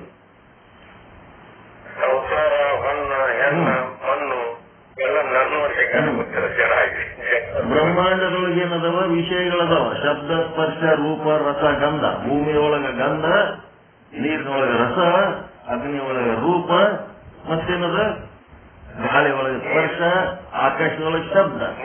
ಇಲ್ಲೇನದ ಪಿಂಡಾಂಡದೊಳಗೆ ಏನದ ವಿಷಯಾಸಕ್ತಿ, ವಿಷಯಾಸಕ್ತಿಗಳದಾವ. ನಾನು ಒಳಗ ವಿಷಯಾಸಕ್ತಿ ಅದ, ನನ್ನದು ಅನ್ನೋದ್ರಾಗ ವಿಷಯಗಳದಾವ. ಹೋದ್ರೆ ಚಾರ್ಟ್ ಬಹಳ ದೊಡ್ಡದತ್ತದ, ನಮ್ಮಲ್ಲಿ ಚಾರ್ಟ್ ಬಹಳ ದೊಡ್ಡದದ. ಅದನ್ನ ನಿಮಗ ಸರಿಯಾಗಿ ಸ್ವಲ್ಪ ತಿಳಿಸ್ಲಕತ್ತೀನಿ. ವಿಷಯ ಎಲ್ಲದ, ನಾನು ಅನ್ನೋದ್ರಾಗವ. ಅಕ್ಕಿ ಚೇತನ, ಅಂತಃಕರಣ ಚೇತನ ಏನದಲ್ಲ ಅದ್ರಾಗದ ವಿಷಯಾಸಕ್ತಿ.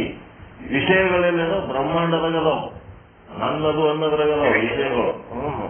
ಇಲ್ಲಿ ಇಂದ್ರಿಯಗಳದಾವ, ಅಲ್ಲಿ ಪಂಚಭೂತಗಳದಾವ. ಆ ಇಂದ್ರಿಯಗಳೊಳಗ ವಿಷಯಾಸಕ್ತಿ ಅದ, ಪಂಚಭೂತಗಳೊಳಗ ವಿಷಯಗಳದಾವ. ಆ ವಿಷಯಾಸಕ್ತಿ ವಿಷಯಗಳು ಹೆಂಗದವ ಅಂದ್ರೆ ರೇಡಿಯೋ ಸ್ಟೇಷನ್ ನಮ್ಮದು FM ರೇಡಿಯೋ ಇದ್ದಂಗ, ಬ್ರಹ್ಮಾಂಡದೊಳಗಿನ ಪಂಚಭೂತಗಳು ರೇಡಿಯೋ ಸ್ಟೇಷನ್ ಇದ್ದಂಗ. ನಮ್ಮೊಳಗಿಂದು ಏನದ ಅಂತಂದ್ರೆ ರೇಡಿಯೋ ಟ್ರಾನ್ಸಿಸ್ಟರ್ ರೇಡಿಯೋ ಇದ್ದಂಗ ಇಂದ್ರಿಯಗಳು. ಅಲ್ಲಿ ಅವ್ರೇನ್ ಪ್ರೋಗ್ರಾಮ್ ಬಿಡ್ತಾರ ಅವು ವಿಷಯಗಳು. ನಮ್ಮ ಇಂದ್ರಿಯಗಳೊಳಗಿರೋವು ಯಾವುವು ಟ್ರಾನ್ಸಿಸ್ಟರ್ಸ್ ಅಂತ ಜಗ್ತಾವಲ್ಲ, ಅದ್ರ ಅಲ್ಲಿದೆಲ್ಲ ನೀವು ಬ್ಯಾಂಡ್ ಟ್ಯೂನ್ ಮಾಡ್ದಂಗೆಲ್ಲ ಅಲ್ಲಿ ಬಿಡೋ ಶಬ್ದಗಳು ತೆಕ್ಕೋತಾವಲ್ಲ, ಅವು ಏನದವ ವಿಷಯಾಸಕ್ತಿಗಳು. ಟ್ಯೂನ್ ಮಾಡ್ತಾರೆ, ಟ್ಯೂನಿಂಗ್. ಅದಕ್ಕೀಗ ಟ್ಯೂನ್ ಮಾಡ್ಲಕತ್ತೀನಿ. ರೇಡಿಯೋ ಹೆಂಗೆ ಟ್ಯೂನ್ ಮಾಡ್ತೀರಿ ಹಂಗೆ ನಿಮ್ ಶರೀರನು ಟ್ಯೂನ್ ಮಾಡ್ತಿರ್ತೀರಿ. ಯಾವಾಗಾರ ಒಂದು ರುಚಿ ಬೇಕು ಅಂದಾಗ ಅದು ಹಿಂಗ್ ತಿರುಗಿಸಿ ರುಚಿ ನಾಲ್ಗಿ ಕಡೆ ಹೋಗ್ತೀರಿ. ಒಂದಿಷ್ಟು ಏನಾರ ನೋಡ್ಬೇಕಂದಾಗ ಕಣ್ಣಿನ ಕಡೆ ಹೋಗ್ತೀರಿ. ಅದಕ್ಕ ಟ್ಯೂನ್ ಮಾಡೋದು ನಿಮ್ ಕೈಯಾಗ ಅದೋ ಏನ್ ಮತ್ತೆ ಯಾರನ್ನೇ ಮಾಡ್ತಾರ? ನಿಮ್ಮ ಟ್ಯೂನಿಂಗ್, ನಿಮ್ಮ ಟ್ರಾನ್ಸಿಸ್ಟರ್ ಟ್ಯೂನಿಂಗು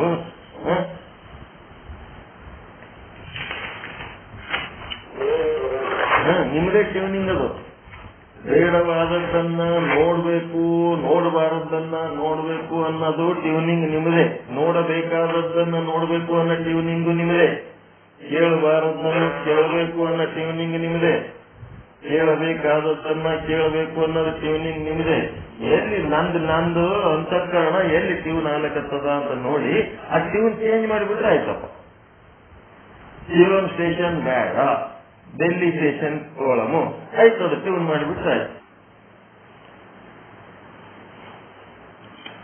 ಹಿಂಗೆಲ್ಲ ಅದಕ್ಕೀಗ 136ನೇ ವಿಷಯಾಂಕದ್ದು ಶೀರ್ಷಿಕೆ ಅರ್ಥ ಆಯ್ತಾ? ಸರ್ಪ ಮತ್ತು ಸರ್ಪದ ಜ್ಞಾನದ ಭ್ರಮೆಗೆ ರಜ್ಜು ಮತ್ತು ರಜ್ಜುವಿನ ಜ್ಞಾನ ಅಥವಾ ಅಂತಃಕರಣ ಏನಾಯ್ತು? ರಜ್ಜು ಮತ್ತು ಅಂತಃಕರಣಗಳು ಅಧಿಷ್ಠಾನ ಅಲ್ಲ. ರಜ್ಜು ಮತ್ತು ರಜ್ಜು ಉಪಹಿತ ಚೇತನನೇ ಅಧಿಷ್ಠಾನ. ರಜ್ಜುವಿನ ಸರ್ಪಕ್ಕ ರಜ್ಜು ಸರ್ಪಕ್ಕೆ ಅಧಿಷ್ಠಾನ ರಜ್ಜು ಅಲ್ಲ, ರಜ್ಜು ಉಪಹಿತ ಚೇತನವೇ ಅಧಿಷ್ಠಾನ. ಸರ್ಪದ ಜ್ಞಾನಕ್ಕೆ ಅಂತಃಕರಣ ಅಧಿಷ್ಠಾನ ಅಲ್ಲ, ಅಂತಃಕರಣ ಉಪಹಿತ ಚೇತನವೇ ಅಧಿಷ್ಠಾನ. ಅಲ್ಲಿ ಹೇಳ್ಬೇಕಾಗಿದ್ದು ಅದೇ ಹೌದಿಲ್ಲ? ಅರ್ಥಕ್ರಿಯ ಶಬ್ದ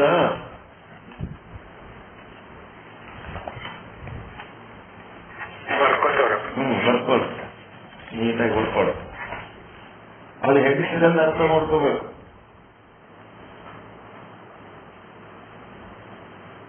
ಏನಂತ ಕರಿತೀರಿ? ಸರ್ಪದ ಭ್ರಮೆಗೆ. ಸರ್ಪದ ಭ್ರಮೆ ಆಗ್ಯದಿಲ್ಲ? ಸರ್ಪದ ಭ್ರಮೆಗೆ ಬಿಡಿಸಿ ಬರೀರಿ. ಸರ್ಪದ ಭ್ರಮೆ. ಈಗ ಸರ್ಪದ ಭ್ರಮೆ ಅಂತ ಬರ್ಕೋಬೇಡ್ರಿ, ಸರ್ಪದ ದರ್ಶನ ಅಂತ ಬರ್ಕೊಂಡ್ಬಿಡ್ರಿ. ಸರ್ಪ ಕಂಡಿರ, ಸರ್ಪದ ದರ್ಶನ ಆಗ್ಯದ ನಿಮಗೆ. ಸರ್ಪದ ದರ್ಶನಕ್ಕೆ ರಜ್ಜುವು ಅಧಿಷ್ಠಾನವಲ್ಲ.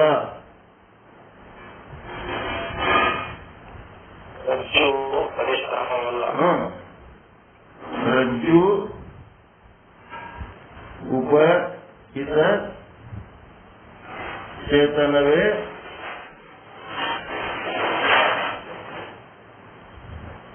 ಅಧಿಷ್ಠಾನ. ನೆಕ್ಸ್ಟ್ ಸರ್ಪದ ನೆಕ್ಸ್ಟ್ ಸೆಂಟೆನ್ಸ್, ಒಂದನೇ ಸೆಂಟೆನ್ಸ್ ಬರ್ಕೊಂಡ್ರಿ. ಸರ್ಪ ದರ್ಶನ ಆಗ್ಯದಲ್ಲ? ದೃಷ್ಟ ದೃಷ್ಟ ಸರ್ಪ ದೃಷ್ಟ ಅಂತಾರ. ದೃಷ್ಟ ದೃಷ್ಟ ಆಗದ ಬೇರೆ, ದೃಷ್ಟ ಬೇರೆ. ಸರ್ಪ ದೃಷ್ಟಕ್ಕೆ ಅಂದ್ರೆ ಸರ್ಪ ಕಾಣೋದಕ್ಕ ದೃಷ್ಟ ಅಂದನು ಅಂತಾರ. ಸರ್ಪ ದೃಷ್ಟಕ್ಕೆ, ಸರ್ಪ ಕಾಣುವುದಕ್ಕೆ. ರಜ್ಜುವು ಅಧಿಷ್ಠಾನವಲ್ಲ. ಅದು ಯಾವ ನೋಡ್ತಾನ ಅವ ದೃಷ್ಟ. ದೃಷ್ಟ ಅಂತಂದ್ರೆ ದೃಶ್ಯ. ಸರ್ಪ ದೃಷ್ಟಕ್ಕೆ ರಜ್ಜುವು ಅಧಿಷ್ಠಾನವಲ್ಲ, ರಜ್ಜು ಉಪಹಿತ ಚೇತನವೇ ಅಧಿಷ್ಠಾನ. ಮತ್ತಿನ್ನೇನದ? ಸರ್ಪದ ಜ್ಞಾನಕ್ಕೆ. ಅಂದ್ರೆ ಏನ್ ಜ್ಞಾನ ಆಗಕತ್ತದ? ಭಯ, ಚಿಂತೆ, ಆಯ್ತಿನಂತ ಚಿಂತೆ, ದುಃಖ, ಏನೆಲ್ಲ ಆಗಕತ್ತದ? ದುಃಖಾದಿಗಳು ಬ್ರಾಕೆಟ್ನಾಗ ನೋಡ್ಕೊಳ್ರಿ. ಸರ್ಪದ ಜ್ಞಾನಕ್ಕೆ ಭಯ, ಚಿಂತೆ, ದುಃಖ, ಮತ್ತಿನ್ನೇನು ಆತಂಕ ಏನೇನು ಬರ್ಕೊಳ್ರಿ. ಏನೇನಾಗ್ತದ ಬರ್ಕೋಬೇಕಪ್ಪ ಅಲ್ಲಿ ಬ್ರಾಕೆಟ್ನಾಗ. ಸರ್ಪದ ಜ್ಞಾನಕ್ಕೆ ಏನಾಗ್ಯದ? ಜ್ಞಾನ ಎಲ್ಲದ? ಸರ್ಪದ ಜ್ಞಾನ ಎಲ್ಲಾಗ್ಯದ? ಅಂತಃಕರಣದಾಗ ಆಗ್ಯದ. ಅಂತಃಕರಣವೇ ರಜ್ಜು ಹೊರಗದ, ಸರ್ಪ ಹೊರಗದ. ಅದು ಹೊರಗಾಗ್ಯದ ಅದರದೆಲ್ಲ. ಆದ್ರ ಇಲ್ಲಿ ಏನಾಗ್ಯದ? ಸರ್ಪದ ಜ್ಞಾನ ಒಳಗಾಗ್ಯದ. ಅಂತಃಕರಣವೇ ಸರ್ಪದ ಜ್ಞಾನಕ್ಕೆ ಅಂತಃಕರಣವೇ ಅಧಿಷ್ಠಾನವಲ್ಲ. ಅವ್ರು ಹೇಳ್ಬೇಕಾಗಿದ್ದು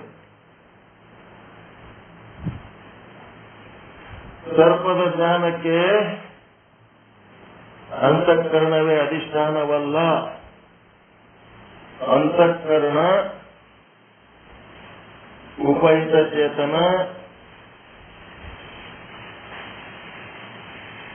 ಅಥವಾ ಸಾಕ್ಷಿ ಚೇತನ. ಸಾಕ್ಷಿ ಚೇತನವೇ ಏನದ? ನಿಜವಾದ ಅಧಿಷ್ಠಾನ.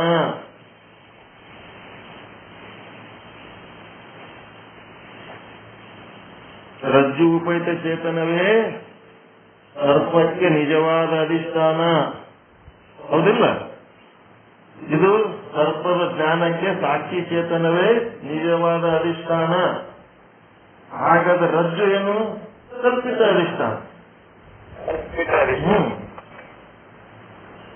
ಮತ್ತು ಅಂತಃಕರಣ ಏನು? ಕಲ್ಪಿತ ಅಧಿಷ್ಠಾನ.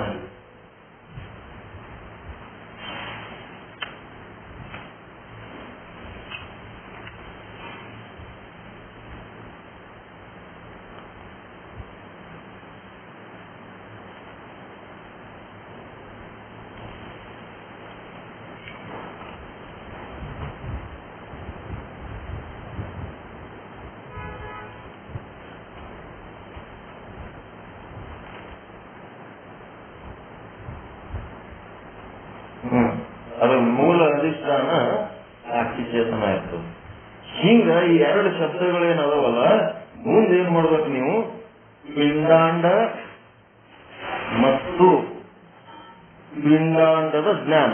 ಇಲ್ಲಿ ಮ್ಯಾಲ ಏನ್ ಮಾಡಿದ್ರಿ? ಸರ್ಪ ಮತ್ತು ಸರ್ಪದ ಜ್ಞಾನ ಮಾಡಿರಲ್ಲ, ಹಂಗ ಪಿಂಡಾಂಡ. ಇಲ್ಲಿ ಮುಂದೆ ಇದಕ್ಕೆ ಕಂಪ್ಲೀಟ್ ಮಾಡ್ಬೇಕು. ಮೂರನೇ ಸೆಂಟೆನ್ಸ್ ಏನ್ ಕಂಪ್ಲೀಟ್ ಮಾಡ್ಬೇಕಂತಂದ್ರ ಸರ್ಪ ಪ್ಲಸ್ ಸರ್ಪದ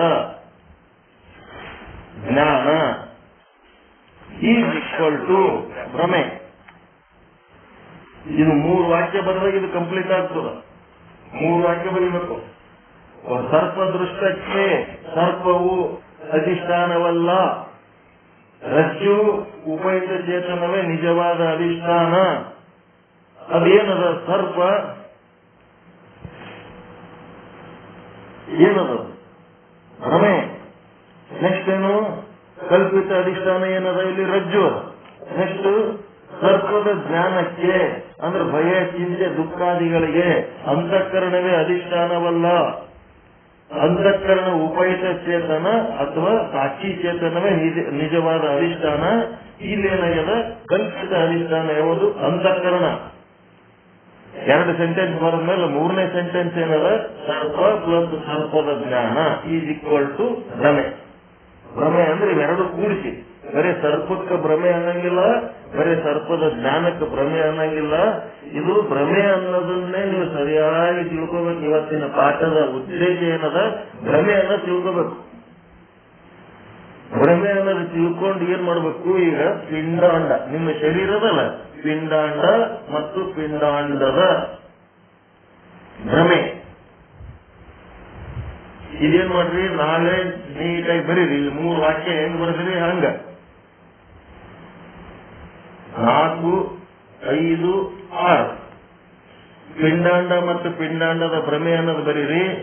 ಮುಂದ 7, 8, 9 ಏನ್ ಬರೀತೀರಿ? ಬ್ರಹ್ಮಾಂಡ ಮತ್ತು ಬ್ರಹ್ಮಾಂಡದ ಭ್ರಮೆ. ಈ ಭ್ರಮೆಗಳನ್ನ ತಿಳ್ಕೊಳ್ಳಾರ್ದೆ ಭ್ರಮೆ ಬಿಡ್ತೀನಿ ಅಂದ್ರೆ ಹೆಂಗ್ ಬಿಡ್ತೀರಿ ನೀವು? ಬ್ರಹ್ಮ ಚೇತನವನ್ನು ತಿಳಿದುಕೊಂಡಾಗ ಭ್ರಮೆಯನ್ನು ಬಿಡ್ಲಿಕ್ಕೆ ಸಾಧ್ಯ. ನಾನು ಬ್ರಹ್ಮನ ಚೇತನ ಅಂತ ತಿಳ್ಕೊಂಡ್ರೆ ಪಿಂಡಾಂಡದ ಭ್ರಮೆ ಬಿಡ್ಲಕ್ ಸಾಧ್ಯ ಅದ. ನನ್ನವು ಅಂತ ಏನೇನ್ ಇಟ್ಕೊಂಡಿನಿ ಅವು ಎಲ್ಲದರೊಳಗೂ ಬ್ರಹ್ಮಚೇತನನೇ ಅದ, ಉಪಯುಕ್ತ ಚೇತನನೇ ಆದ ಅಂತ ತಿಳ್ಕೊಂಡಾಗ ಏನಾಗ್ತದ?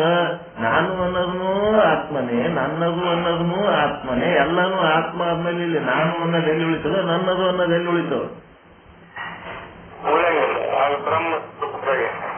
ನೋಡ್ರಿ, ಅಧಿಷ್ಠಾನ ಸರ್ಪ, ಸರ್ಪದ ಜ್ಞಾನ, ಹಗ್ಗ, ಹಗ್ಗದ ಜ್ಞಾನ, ಅಧಿಷ್ಠಾನ, ಕಲ್ಪಿತ ಅಧಿಷ್ಠಾನ, ನಿಜವಾದ ಅಧಿಷ್ಠಾನ, ಹಿಂಗೆ ಅನ್ಕೋತ ಕುಂದಿರಬೇಕು. ಏನು ನಮ್ಮ ಒಳಗ ಭ್ರಮೆ ಅಂದ್ರೆ ಏನಂತ ತಿಳ್ಕೋಬೇಕು?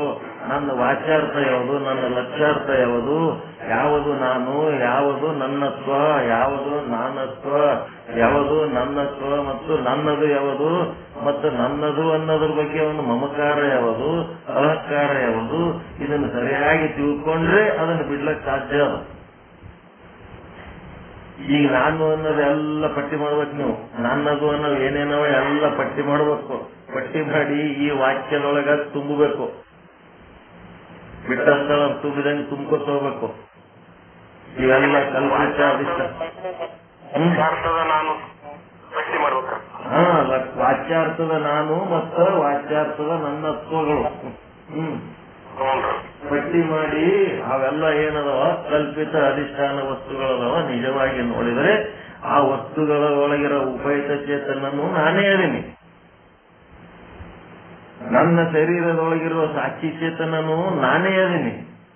ಇಡೀ ಬ್ರಹ್ಮಾಂಡದೊಳಗಿರುವ ಬ್ರಹ್ಮಚೇತನನು ನಾನೇ ಅದೀನಿ ಅಂದಾಗ ನಾನು ಅನ್ನೋದು ಎಲ್ಲಿ ಉಳಿತದ? ನನ್ನದು ಅನ್ನೋದು ಎಲ್ಲಿ ಉಳಿತದ? ಇದು ಆಧ್ಯಾತ್ಮ ಸಾಧನೆಯ ಪಾಠ.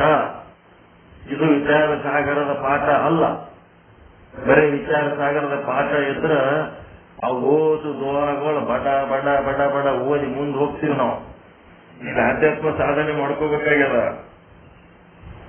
ಪಾಠ ಮುಗಿದೋದನ್ನೋದ್ರಾಗೆ ಮತ್ತೆ ಶೀರ್ಷಿಕೆಗೆ ಬಂದಿರಿ. 136ನೇ ವಿಷಯಾಂಕದ್ದು ಶೀರ್ಷಿಕೆ ಒಳಗ ಎಷ್ಟೊಂದು ಅರ್ಥ ಅದ ತಿಳ್ಕೊಳ್ರಿ.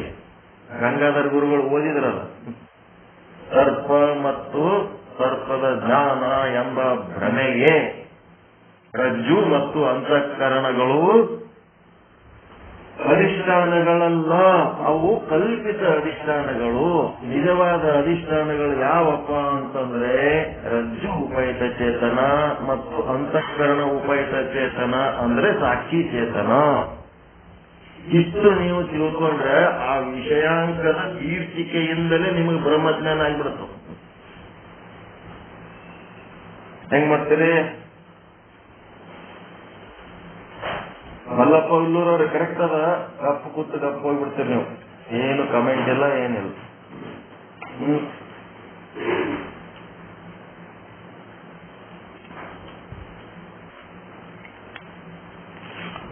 ಅವ್ರ ಈ ಪಾಠದಾಗ ಅದರ ಇಲ್ಲ.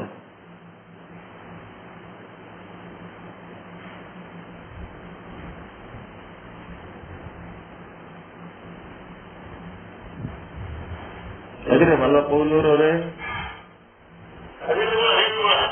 ಹೇಳಕತ್ತಿದ್ ಬರೋಬರಿ ಅದ. ಆಧ್ಯಾತ್ಮ ಸಾಧನೆ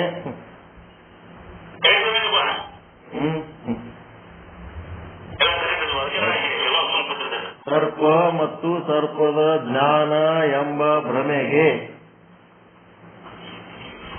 ಏನ್ ಮಾಡ್ತೀರಿ?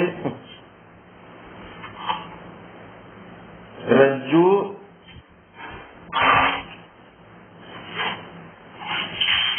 ಮತ್ತು ಅಂತಃಕರಣಗಳೇ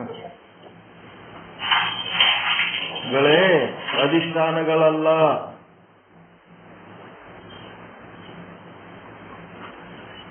ಕಾರಣ ಅವು ಕೂಡ ಕಲ್ಪಿತಗಳೇ ಆಗಿವೆ.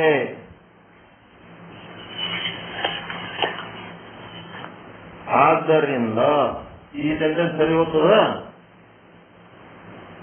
ಸರ್ಪಕ್ಕೆ ನಿಜವಾದ ಅಧಿಷ್ಠಾನ ಸಾಕ್ಷಿ ಚೇತನ, ಸರ್ಪಕ್ಕೆ ನಿಜವಾದ ಅಧಿಷ್ಠಾನ ರಜ್ಜು ಉಪಹಿತ ಚೇತನ.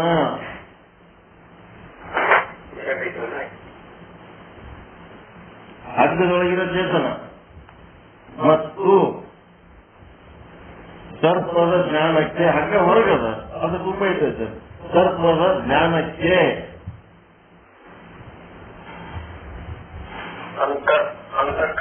ನಿಜವಾದ ಉಪಹಿತ ಚೇತನ,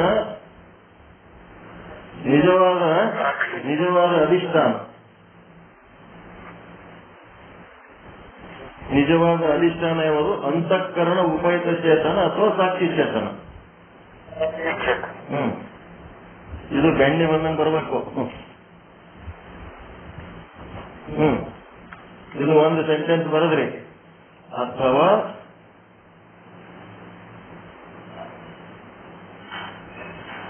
ಈ ಸೆಂಟೆನ್ಸ್ ಹೇಳ್ಬೇಕಾಗಿತ್ತು ಇವತ್ತಿನ ಪಾಠದೊಳಗ. ಏನು? ಸರ್ಪ ಮತ್ತು ಸರ್ಪದ ಜ್ಞಾನ ಎಂಬ ಭ್ರಮೆಗೆ. ಈ ಸೆಂಟೆನ್ಸ್ ಬಹಳ ಇಂಪಾರ್ಟೆಂಟ್ ಸೆಂಟೆನ್ಸ್ ಅದ. ಇದರಂಗೆ ನೀವೇನ್ ಮಾಡ್ಬೇಕು? ಪಿಂಡಾಂಡ ಮತ್ತು ಪಿಂಡಾಂಡದ ಜ್ಞಾನ ಎಂಬ ಭ್ರಮೆಗೆ ಅಂತ ನೀವು ಮಾಡ್ಕೋಬೇಕದು. ಬ್ರಹ್ಮಾಂಡ ಮತ್ತು ಬ್ರಹ್ಮಾಂಡದ ಜ್ಞಾನ ಎಂಬ ಭ್ರಮೆಗೆ ಅಂತೇಳಿ ಮಾಡಿ, ರಜ್ಜು ಮತ್ತು ಅಂತಃಕರಣಗಳೇ ಅಧಿಷ್ಠಾನಗಳಲ್ಲ. ಎಲ್ಲಿ? ಸರ್ಪ ಮತ್ತು ಸರ್ಪದ ಜ್ಞಾನ ಎಂಬ ಭ್ರಮೆಗೆ ರಜ್ಜು ಮತ್ತು ಅಂತಃಕರಣಗಳೇ ಅಧಿಷ್ಠಾನಗಳಲ್ಲ. ಕಾರಣ ಅವು ಕೂಡ ಕಲ್ಪಿತಗಳೇ ಆಗಿವೆ. ಕಲ್ಪಿತಗಳು ಏನಾಗಲ್ಲ, ಬಾಧೆ ಆಗ್ತಾವ. ಅಧಿಷ್ಠಾನ ಬಾಧೆ ಆಗಂಗಿಲ್ಲ. ಬೆಳಕು ಬಂದ ಕೂಡ್ಲೇನೆ ನಾವು ಓದ್ತದ, ಬ್ರಹ್ಮಜ್ಞಾನ ಬಂದ ಕೂಡ್ಲೇನೆ ಹಗ್ಗ ಹೋಗ್ಬಿಡ್ತದ, ಹಗ್ಗ ಹೋಗಿ ಬ್ರಹ್ಮ ಆಗ್ಬಿಡ್ತದೆ. ಹಂಗಾಗಿ ಇವು ಕಲ್ಪಿತಗಳದವ. ಆದ್ದರಿಂದ ಸರ್ಪಕ್ಕೆ ನಿಜವಾದ ಅಧಿಷ್ಠಾನ ರಜ್ಜು ಉಪಹಿತ ಚೇತನ ಮತ್ತು ಸರ್ಪದ ಜ್ಞಾನಕ್ಕೆ ನಿಜವಾದ ಅಧಿಷ್ಠಾನ ಅಂತಃಕರಣ ಉಪಹಿತ ಚೇತನ ಅಥವಾ ಸಾಕ್ಷಿ ಚೇತನ ಆಗಿರುತ್ತವೆ. ಓಕೆ? ಇದು ಸೆಂಟೆನ್ಸ್ ಕರೆಕ್ಟ್ ಅರ್ಥ ಆಗ್ಯದಿಲ್ಲ ಈಗ? ಇದರಂಗೆ ನೀವೇನ್ ಮಾಡ್ಬೇಕು? ಎರಡನೇ ಸೆಂಟೆನ್ಸ್ ಏನ್ ಮಾಡ್ಬೇಕು? ಬ್ರಹ್ಮಾಂಡ ಅಥವಾ ಬ್ರಹ್ಮಾಂಡ ಪ್ಲಸ್ ಮತ್ತು ಅಥವಾ ಪ್ಲಸ್ ಬ್ರಹ್ಮಾಂಡದ ಜ್ಞಾನ ಎಂಬ ಭ್ರಮೆಗೆ. ಪಿಂಡಾಂಡ ಆದ್ಕೊಳ್ಳಿ ಬ್ರಹ್ಮಾಂಡ ಮಾಡೋದು. ಅದ್ರಲ್ಲಿ ಪಿಂಡಾಂಡ ಯಾವ್ದಾರ ಬರೀರಿ. ಬ್ರಹ್ಮಾಂಡದ ಜ್ಞಾನ ಎಂಬ ಭ್ರಮೆಗೆ. ಇದು 2ನೇ ಸೆಂಟೆನ್ಸ್. 3ನೇ ಸೆಂಟೆನ್ಸು ಪಿಂಡಾಂಡ ಪ್ಲಸ್ ಪಿಂಡಾಂಡದ ಜ್ಞಾನ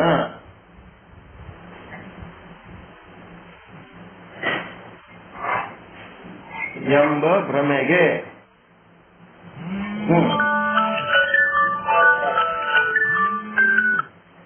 ಹೌದಾ?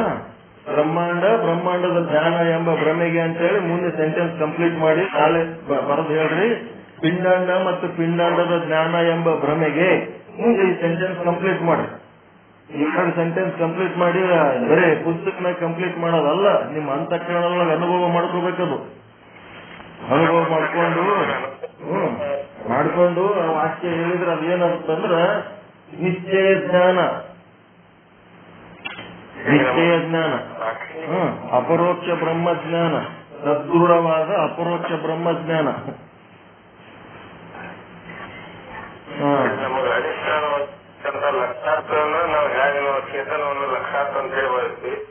ಅಲ್ಲಿ ಪಿಂಡಾಂಡದೊಳಗಿರ್ತಕ್ಕಂಥದ್ದು ವಾಚಾರ್ಥವಾಗಿ ನಾವು ಪರಿಗಣಿಸ್ಬೇಕು. ಅನುಭವದಿಂದ ಹೇಳ್ಬೇಕಾಗಿದ್ದೆಲ್ಲ ಹೇಳಿವಿ. ಪಾಠ ಮತ್ತೆ ಮತ್ತೆ ಕೇಳ್ರಿ, ಆಧ್ಯಾತ್ಮಿಕ ಅನುಭವ ಮಾಡ್ಕೊಳ್ರಿ, ಆ ಸೆಂಟೆನ್ಸ್ಗಳು ಕಂಪ್ಲೀಟ್ ಮಾಡ್ಕೊಳ್ರಿ. ಆ ಸೆಂಟೆನ್ಸ್ ಕಂಪ್ಲೀಟ್ ಮಾಡಿ ಏನ್ ಮಾಡ್ಬೇಕು, ನಾಳೆ ಹೇಳ್ಬೇಕು. ಸ್ವಾನುಭಾವದಿಂದ ಕಂಪ್ಲೀಟ್ ಮಾಡಿ ಹೇಳ್ಬೇಕು. ಓಕೆ, ಎಲ್ಲರಿಗೂ ಒಳಿತಾಗಲಿ, ಎಲ್ಲರಿಗೂ ಶುಭವಾಗಲಿ.